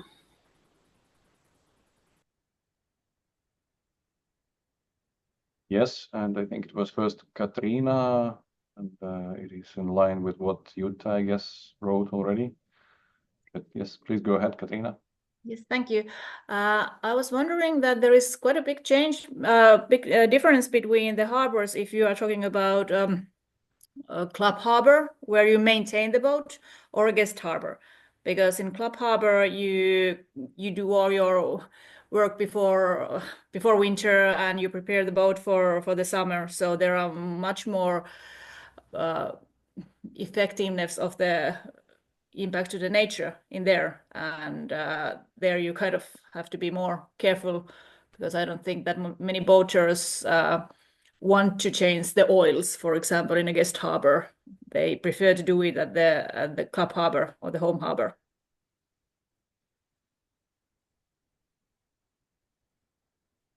Yes. Maybe that deserves actually a separate division into discussions on what to do, on what can be done when visiting harbor or being stationed in the harbor, in the home harbor. But very relevant point. Thank you. Ardo? Thank you. We should then also discuss what is aimed at the boat user, what information is directed to the marina. For instance, providing a platform to collect cleaning water from washing the hulls is responsibility of the harbor, as well as sampling that during the season to see the performance is living up to standards. Having an environmental plan or an environmental policy is more the responsibility of the harbor. Yes, good. Yeah, then let's see. There was a question, I think mostly to you, Lena, about the percentage of the boat hulls still containing TBT in Sweden. And do you have an answer or? I didn't see the question. Jarko wrote in the chat that did I hear correctly that 25% of boat hulls in Sweden contain still TBT? How is that possible? Yeah, it is possible because the boat owners hasn't been aware of this since recent, maybe just 10 years, and our municipalities just recently started to make this, I don't know, föreläggande, to make the boat owners to force them to scan the hull and see if there are TBT or not. And this is only on the close to the big cities, Stockholm, Göteborg. Rest of the country, it's still very slow process. And when they have been out doing the XRF scanner, it's about 25% has been detected. So this is a big problem because they don't know this and they stand and, do the normal scrape, I don't know, and inhale this, and it gets in the water and on the marina. So unfortunately, it's a big problem, but we work on it. Yeah, I actually was about to say when I heard from Ardo about the Ica Marina project and particularly the work with contaminated sediments, I was wondering what is done with dredging in these small harbors and where all these sediments are then removed, because that must be a big issue. Ardo, but you raised your hand. I just wanted to add here also the in-water cleaning, which was discussed in the previous part as well, but that maybe more belongs to in the harbor because it's an installation that is provided by the harbor. And there are regulations in Sweden now to inform when can you use this kind of in-water cleaning, for instance, not when having toxic paint on your hull, so you don't spread it in the near environment.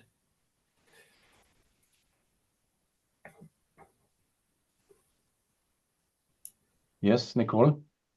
Yeah, so in-water cleaning and all these maintenance practices might also be important for the biodiversity part in order to reduce invasive species. So I think it's in both parts. It addresses two different factors. One, the removal of biofouling, and one, the minimization of input of hazardous substances. So these are just the same thing for both different factors.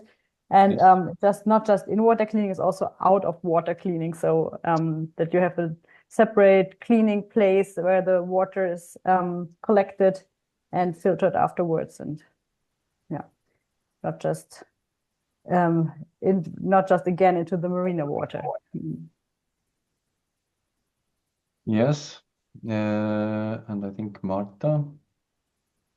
Yes, if I may, in relation to the in-water cleaning issue, since we are also working on the, as Nicole really well knows about it, on the water cleaning guidelines as part of the work of the HELCOM joint group on the ballast water management exceptions, And biofouling, I would suggest that we make a reference to that, so to avoid duplication again of doing the same thing twice. Thank you.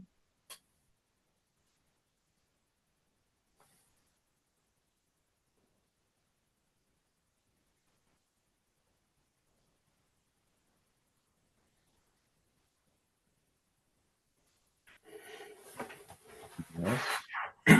Good. Well, I took the liberty also adding contaminated sediments and well, dredging.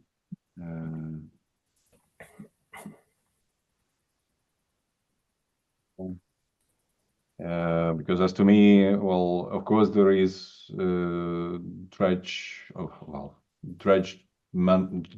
What? Sorry, how is it called? Dredge guidelines in HELCOM, but I'm not sure if they are really addressing small harbors, and that is quite an issue, as I can see, also given the number of harbors. Yes, Marta? Yes, we do have, and they have been updated recently, guidelines for dredging, but also due to the SAP action, there are a bunch of actions dedicated to seabed disturbance, and we are currently working on a how to call it, a big framework addressing seabed disturbance activities. So this is also on the process. Thank you. Yes.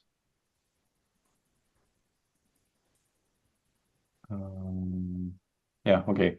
There was some discussion in the chat that I followed now about still remaining problem actually with organotin paints and not being an isolated problem just for Sweden. So yeah, all those around in other countries should be aware. I'm quite sure that on the eastern side of the Baltic, we may have also a number of boats still covered with organotin paints. So it's not only Sweden, but perhaps you should look, and at least some of other studies also demonstrate that in Denmark and Germany and perhaps Finland as well, the amounts can be quite high as well still. Yes, I think it was Nicole next. Yeah, thank you. And sorry for coming back again. Just one thing what could be done in the marina is the assessment of the biofouling pressure. This is also, I think in Sweden it's implemented, or there's a assessment method on the homepage of the Swedish Boating Association. And yeah, I think this is one good method that could be applied in every marina or in the larger marinas. Okay, thank you. And Ardo? Yes, thank you. I think you should extend contaminated sediments also to include on-land surfaces and runoff and groundwater. So just contaminated sites, maybe just to include everything, because it's a problem which need to be approached top down. So you don't start to clean your sediments and you can do it 10 years later again. Yeah, I think I will add contaminated sites a little bit separately as a separate bullet at least. But yeah, I do agree. And Maria? Yes, so I just had a comment about the organization or the structure here. Maybe it's easier now for this discussion to have it sort of by impact or emission type. But maybe as a boater, when you're reading this, you want to have it sorted by maybe the types of technology. So maybe have a section about hull maintenance and hull management. Have another about fuel and engines, and another about, and so on. So that was just a comment from me.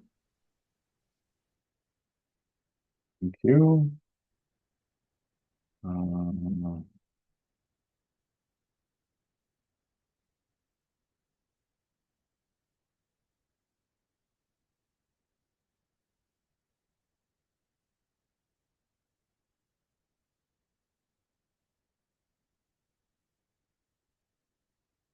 Yeah, of course, this was very provisional, so it does not mean that the final text will be structured like this. It was just easy in a sense to list accordingly, but you are absolutely right that if we are targeting boat owners, they should be given the most practical guidance, and this is what they might be looking for.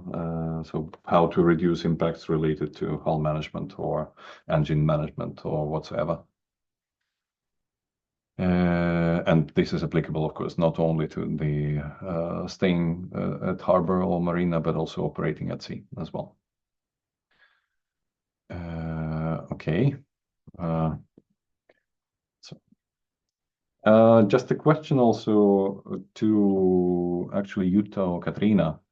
Well, we didn't write anything about eutrophication here, but I'm quite sure that the sewage that you are collecting through the pumping stations is it delivered to municipal wastewater treatment plants, or how is it then done?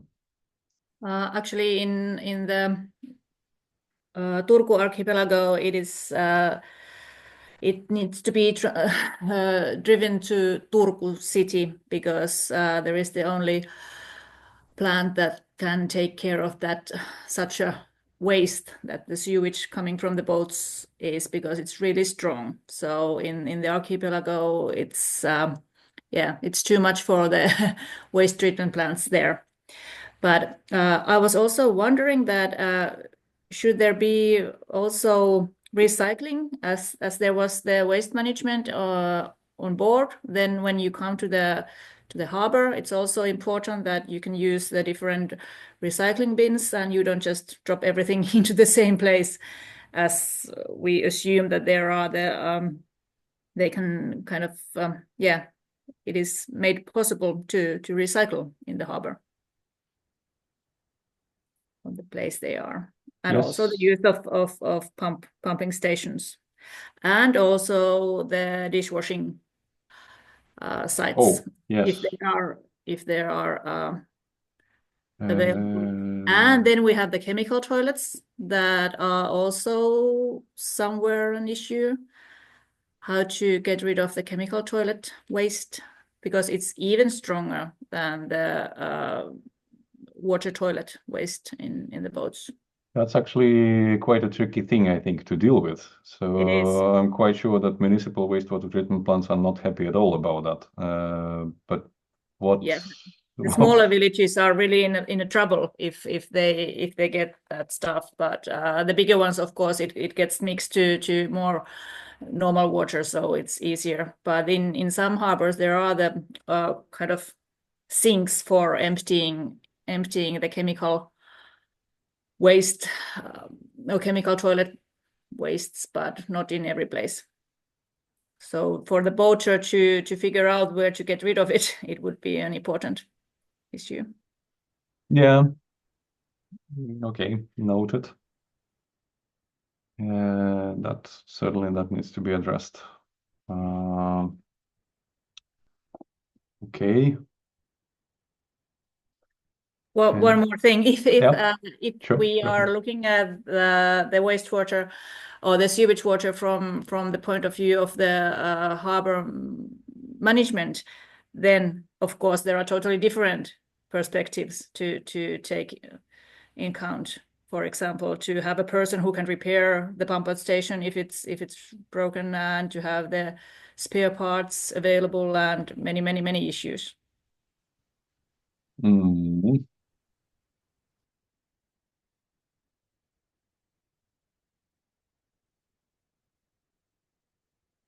Yes. Anything about climate in relation to marinas? Of course, charging stations, perhaps. That's what was addressed already, I think, at some point. Yes, Lina?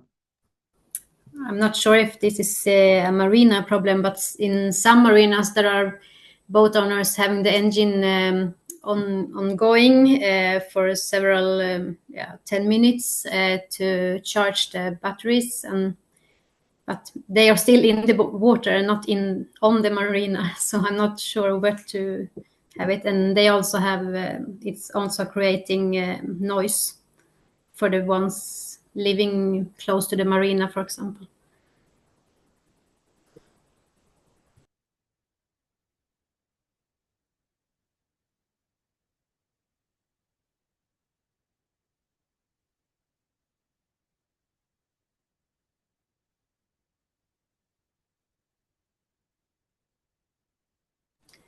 in the marinas, do we have that you have to have charging stations for the batteries? Well, what I wrote, charging stations. Okay, sorry. Yeah. Somehow there was some disturbance with, hopefully not propeller, but there was a sound disturbance. Yes, Katarina, I think first, and then Mike. Thank you. Then another thing that came to my mind is washing the boat deck with fresh water. That might be quite, disturbing in some small places also, because we have big harbors in the archipelago, and if there are 100 boats and they use fresh water, the fresh water will end during the dry summertime. Yeah, let's see if I can just add it somewhere as a cross-cutting.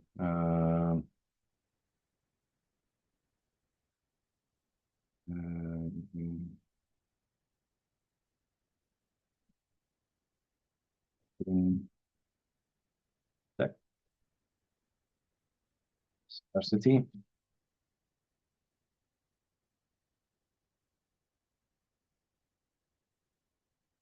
Yes, Mike?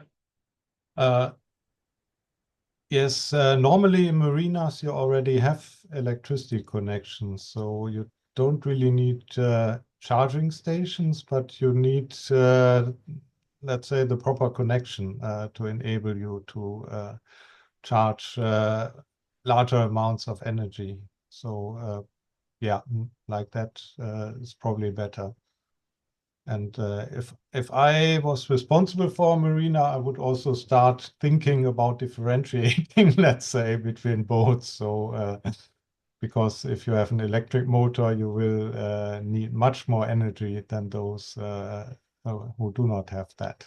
And currently, it's quite nice if you have an electric boat, because it's more or less, you more or less get your energy there for free. On hazardous substances, I was also wondering about bilge water. So if it's not too much to endanger the boat, might also be useful.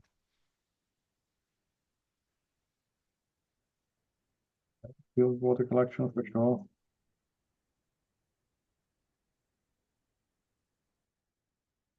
Good. Let's see, there was... Oh, it was exactly your point, Mike, in the chat about bilge water. Yes. Okay. Quite a list, I should say. But I'm quite sure that there will be more coming, perhaps, because we cannot list all and everything. Should we meanwhile move to the end of use and discuss that a little bit?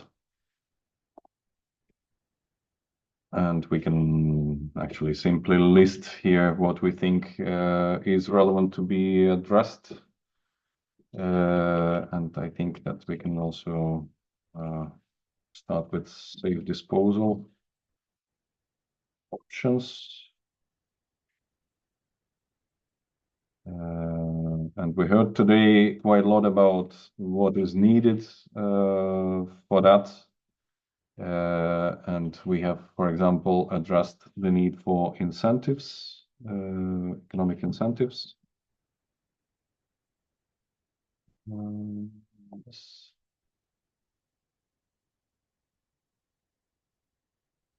And of course, this part then will be also addressed not only to boat owners, but taking into account other actors that needs to be targeted.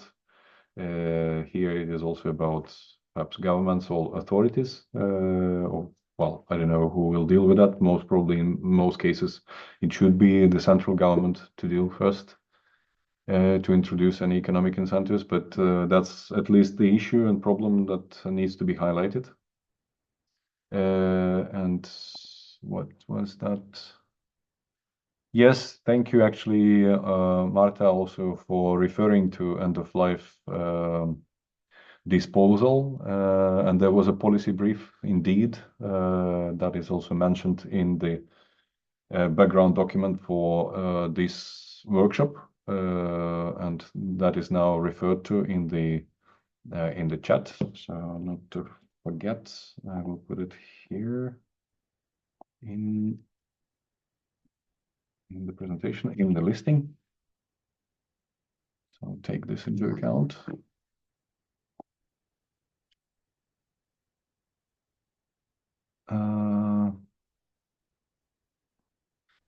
Okay, and sorry, Jarkko, that I missed your comment regarding the electric infrastructure, and especially not enough capacities for the small marinas for for fast charging stations. And yes, that's exactly, I think, which the point Mike did as well, that there is a need to differentiate how to provide services to regular conventional boats and then to electrified boats. Yes. Thank you, Nicole, for the last point regarding education and so on. I think that should be cross-sectoral, and let's put it for the time being here, but not to forget, and this is certainly not just for the end of use, but I will put it into the respective part. And sorry for my cat. Josephine, I think you wanted to say something. I saw that you unmuted yourself at some point. Yeah. I was wondering if we could include things like a register APR here, or register boats. Then EPR.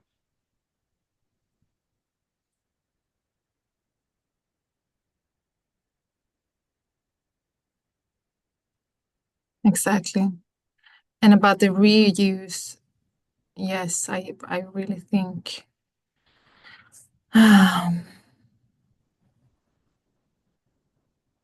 we should look at that.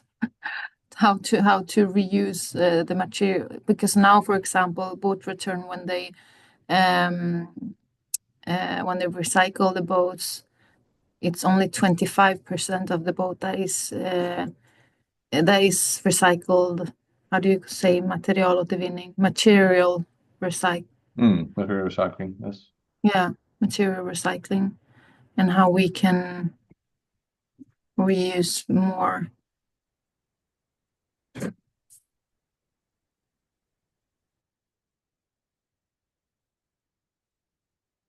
Yeah, and Henna, are you still here? Because I do not see the full list of participants now. I'm here. I'm been forced to multitask a little bit, but sorry, well, we are all doing that. It was interesting to hear about this cement option that you referred to. Yeah. But you said that recyclers in Finland are still not using that. Not the. It's the like the municipal waste management sites. Since there are not that many boats coming in, so there might be like few or some boats per year. So I guess that is the main reason that they are not, like, because it's a separate sort of route, and they would need to save the boats and then in their areas, and then like collect some and then like send them to this special places where they are treated to this cement route. So I guess that is the main reason for that they are not using that route. But we are trying, like with our the communication efforts that we are now trying to establish. It will be also targeted to the municipal like the waste management sites, that they would then at least know about this potential route and start using it. Okay.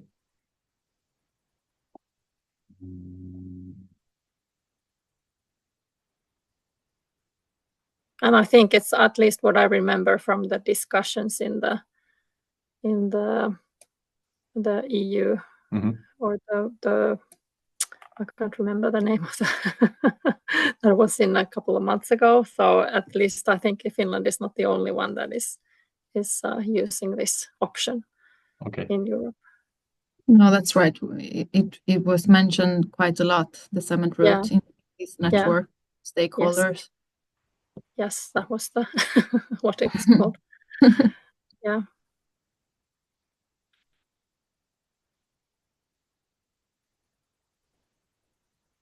Okay.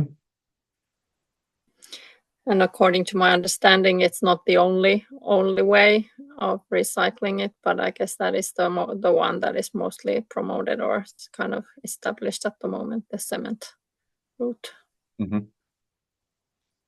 Yeah, and in your study, I also noted one thing about, well, it is on the economic incentives, of course, but it was something like no fee for recycling. So it sounded more or less like no special fee system.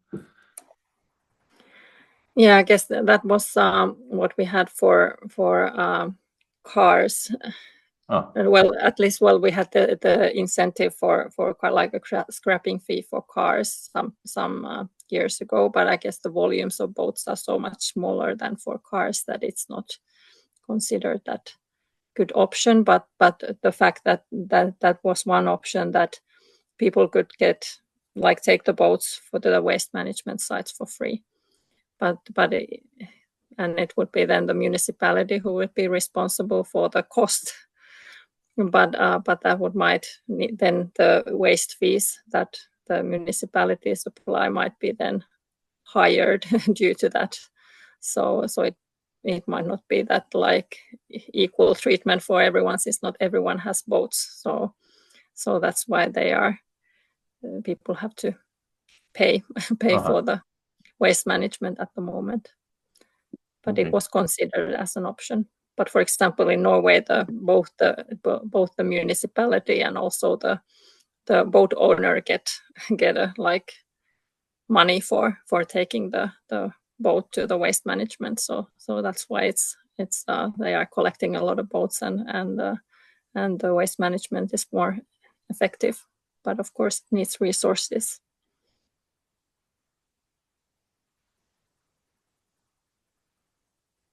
Okay. And yes, I could mention still that in Finland, at least, it's I guess the why it's been developed, the whole recycling of these materials, is that there is, for example, the wind turbines, and it's not just for boats. Boats are just like a really minor part of the material. So it's not built for just boats, but more for other like purposes. Okay. Sorry, can I pitch in? Yes. I don't seem to be able to get a hand raise, so I've been using the chat. But since I've been working with the cement recycling project since the day one, together with the Plastics Industry Association, who were the leader, and thanks to the Ministry of Environment, we did get a grant some years ago to start the project. So the main feedstock is industrial composites, which are the main volume. So boats are, as we heard from Jussi, boats are mainly, it's only about 2 or 3% of the composite material use in Europe. And that was the learning point for us. So we have a cross-industry cooperation, everything from industrial composites to boats and wind turbine blades and old skis and ski poles, and everything needs to go there. That's the only way to get enough material flow. But we still, like Henna mentioned, nobody seems to know about it. We are the only country now where it's working. Germany had one, but they didn't get enough feedstock, so it's not operating at the moment. But we need a lot of communication. It's the key thing. And the key thing is that the system has to work. You need to have an operating system, because even in our case, the recycler Kuusakoski Limited, they invested several millions of euros for the treatment facility in order to feed the material in the right size and shape to the cement mill. So that's the key thing. So they need a steady flow, and boats are not the steady flow. It's the whole composite industry world that needs to cooperate. That's the key learning. But nevertheless, thanks for the conversation. Yeah, well, thank you, Jarkko, for this valuable comment. I think, yeah, that also kind of a merging point between the two bullets, because if it is just cooperation with turbine blades recycling, perhaps that can be done, but I don't know whether there is any other actual recycling option than the cement route in that. So that still needs to be explored. Okay, but anything else on the disposal so far? Okay. Well, we've got quite a lot of, I think, policy recommendations, at least in the Finnish study, for sure. And we have the overview and also a number of challenges and lessons and needs to be addressed, including legal issue. Actually, legal issue perhaps should be written somewhere here as well. Legal provisions, responsibility. That at least we can highlight that. Okay. I think I will now move this into a separate one, into another slide, into a new slide, to see that we do not forget anything, and see also any other cross-cutting issues.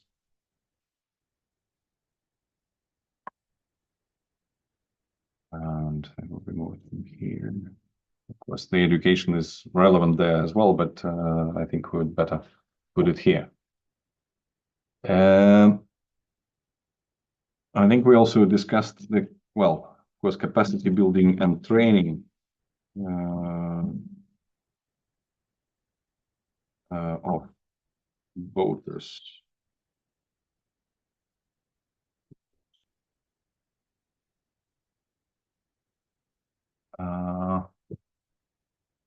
That's what we all mentioned also before. Anything else that you think is relevant to be addressed in cross-cutting?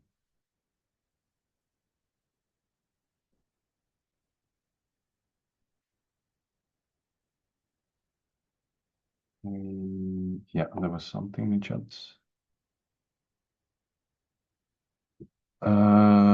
Okay, thank you, Phil, for additional part about the environmental advice for boat owners, clubs, and so on. Let's put it provisionally here. It will probably fit more under the operation of marinas. Maybe we just add there the capacity building as well, and labeling and other ways. Any other issues? And yes, Nicole, please go ahead. Yes, I don't know if it's possible, but I think it would be good to have a collection of national regulations. So from all countries, a collection of relevant regulation for boat owners or also for marinas. I think there is a lot, and for me, it would be really good to know about what is available in other countries.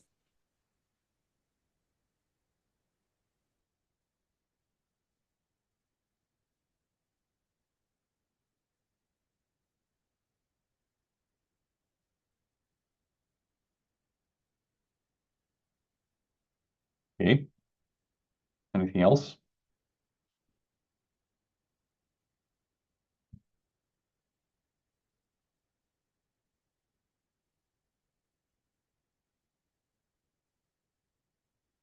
Nicole, is it still something? Yeah, just another idea, maybe also so special cases like special areas, or maybe there are waters where there are special conditions. So, for example, in Finland, you are not allowed to use biocidal anti-fouling systems on boats which are larger than 5 meters, or I'm not really sure. And also in Germany, there are some waters where you're not allowed to use biocidal anti-fouling systems. And maybe there are other special cases. So a collection of these might also be quite interesting.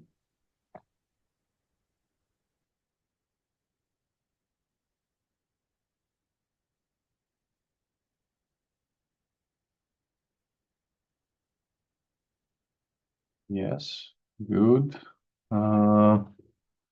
Thank you, Jarkko, for your comments and your contributions. And yes, indeed, we'll keep you informed about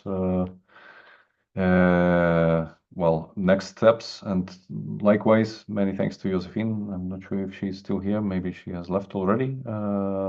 So let's keep in touch with that within our small group and community. And I was actually very happy also to see so many of you today. Well, given that we are like quarter an hour before 3, and I don't see many raised hands any longer, I would suggest that we break now for coffee or tea or whatever convenience. And we can have it. Do you think we can come back at 3? So maybe we can even close the workshop a little bit earlier, and the next part of the workshop will be about the next steps. And I will try to outline what and how I see the process to be. So let's come back at 3 o'clock, and we will probably finalize within half an hour after that. Okay, thank you for your contribution so far.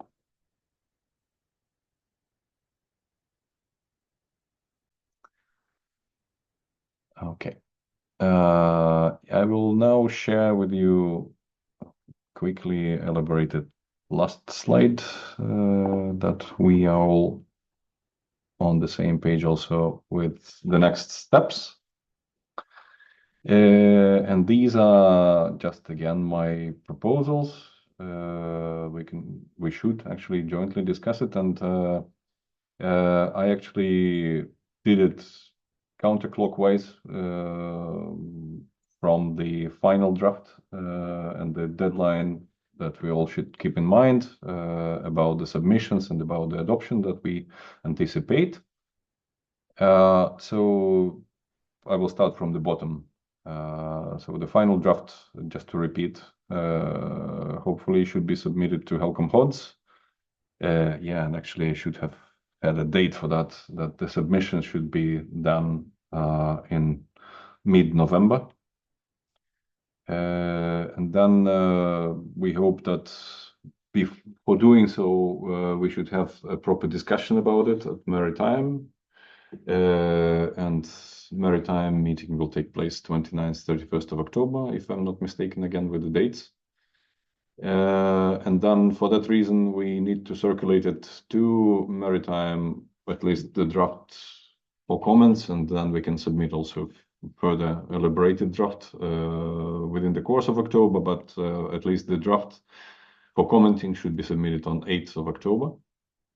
We also learned from Greta about possible capacity building workshop of ICA Marina's project in September 2025 in Klaipėda, which is a nice opportunity also for possibly meet offline and not only increase the capacities of the project participants, but also exchange the information within the informal HELCOM workshop. Okay. Thank you, Marta, for 28th to 30th of October. Yeah, I will correct it. And then, so what should come next? Thank you once again for those of you who have participated actively and contributed to this workshop. And based on your contributions and based on what we have just discussed regarding specific parts and the draft outline for the guide, I will try to put together the proper draft outline based on what I had in the slides, and also hoping to add perhaps something else. And I will circulate it to you not later than the end of next week. I do not promise earlier, because at least the end of this week it's absolutely impossible for me. But at least until the end of the next week, and well, in that sense, until the end of the year, more or less, because then Christmas comes. And I will do it in the form of a table, table of contents on one hand, but also table with a space left for possible contributors to specific parts or sections. And I will kindly ask you, those of you who are interested to provide contributions to specific parts, to indicate that and come back to me. I didn't set a deadline for coming back, but I would suggest that perhaps sometime mid-January, the sooner the better, of course, but latest mid-January.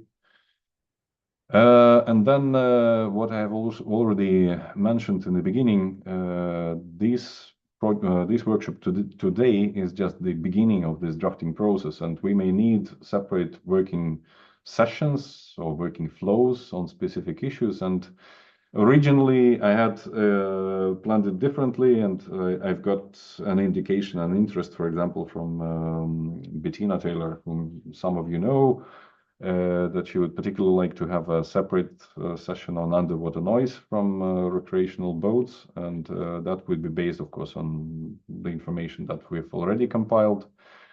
But also following the way that we have discussed it today, I would rather suggest perhaps to have dedicated working sessions, hopefully not long than half a day, and all of those online, addressing specific chapters of the draft. And I do not suggest to have a dedicated session on the design and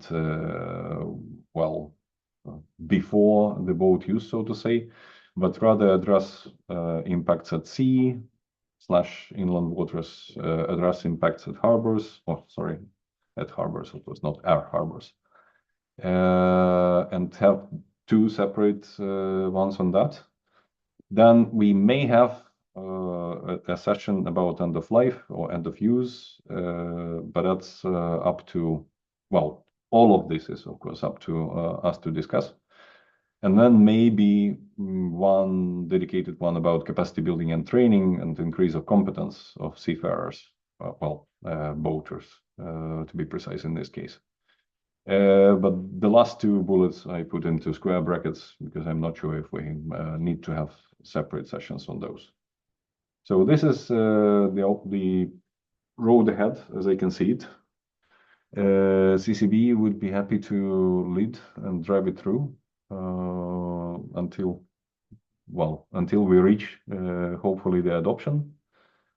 And that's what we also promised in general with regards to recreational boats related actions from BSAP, that we would be happy to support those and implementation of those as much as we can, being a neutral party to all the contracting parties, being just HELCOM observer.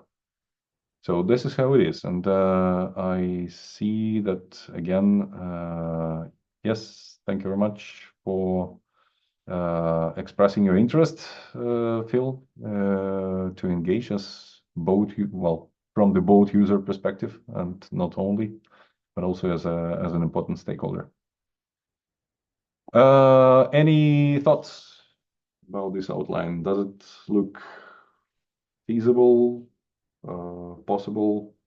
If yes, would you have any suggestions for timing of the working sessions that are indicated in the sub-bullets of the second bullet? Would you suggest any specific time, months that is most suitable? At least I can indicate myself. Of course, I'm ready to engage, and in general, CCB is ready to engage when you feel practical. But we have also quite hectic times until, I'd say, mid-March or maybe even end of March. So as to me, April, May may sound better for dedicated sessions, and before that we can keep on working and developing our parts and contributions and inputs of the text. And actually the aim of those sessions would be to look through what is suggested, what is compiled. On the other hand, of course, April, May usually is the peak season in HELCOM community with many other, and not only in HELCOM community, but EU groups as well. So there are a lot of meetings already planned for those months. And then it actually leaves us without full summer, more or less, because of the holidays, at least in Scandinavia and Nordic countries. For sure, July is no. June is possible, perhaps half a month. And August is also a little bit overlapping with other holidays in other countries. So, any thoughts?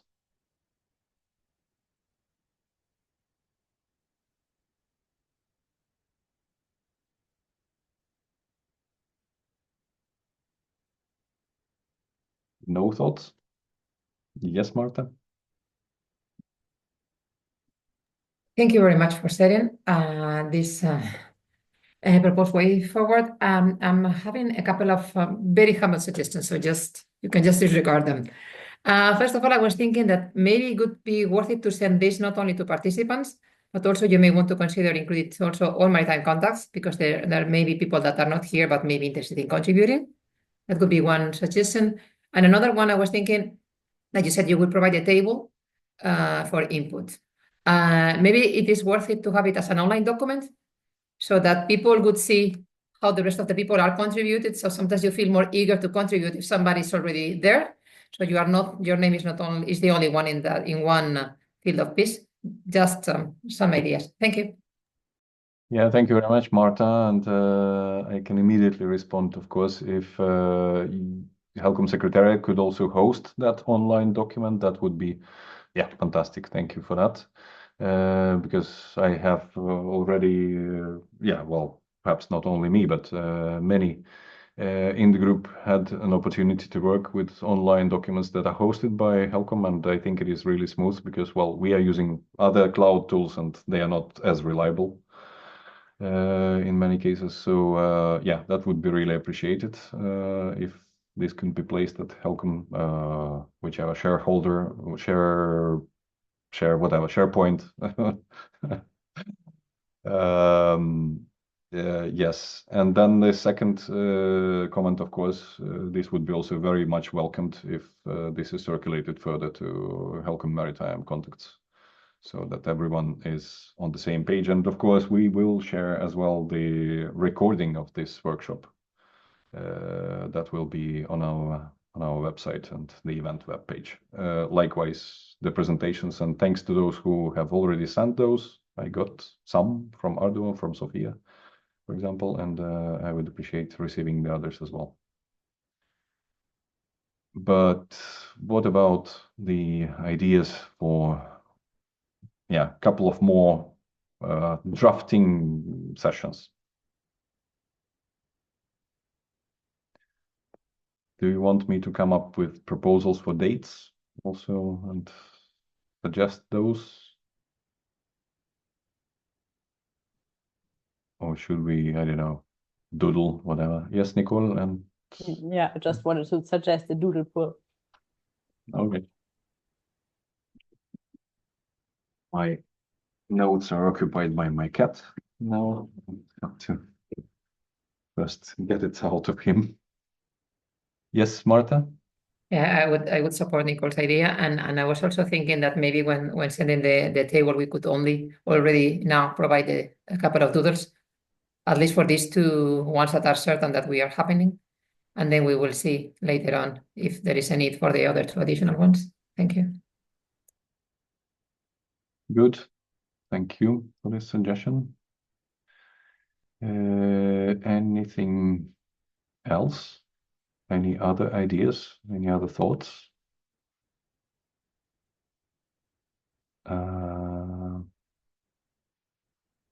If not, then I take it. Yes, Marta? Sorry for taking the floor again. In preparation for those working sessions, would it be relevant to try to gather all the information that we have already available so that we don't start all over from scratch, that we utilize what we have now and to have all the documents that are available for each of the topics that we have discussed? Thank you. Yes, indeed. And yeah, well, I think we have accumulated quite good piece of knowledge already to be referred to. And yeah, perhaps if something else comes into your minds, and that's of course a request or a plea or an ask to everyone. So if anything else comes into your mind with regards to specific topics, and well, also don't be humble and don't hesitate to add something if you see that something needs to be addressed in the outline, so that we have broader scope. It is already quite broad, but nevertheless, maybe we have missed completely something, and I'm quite sure we did.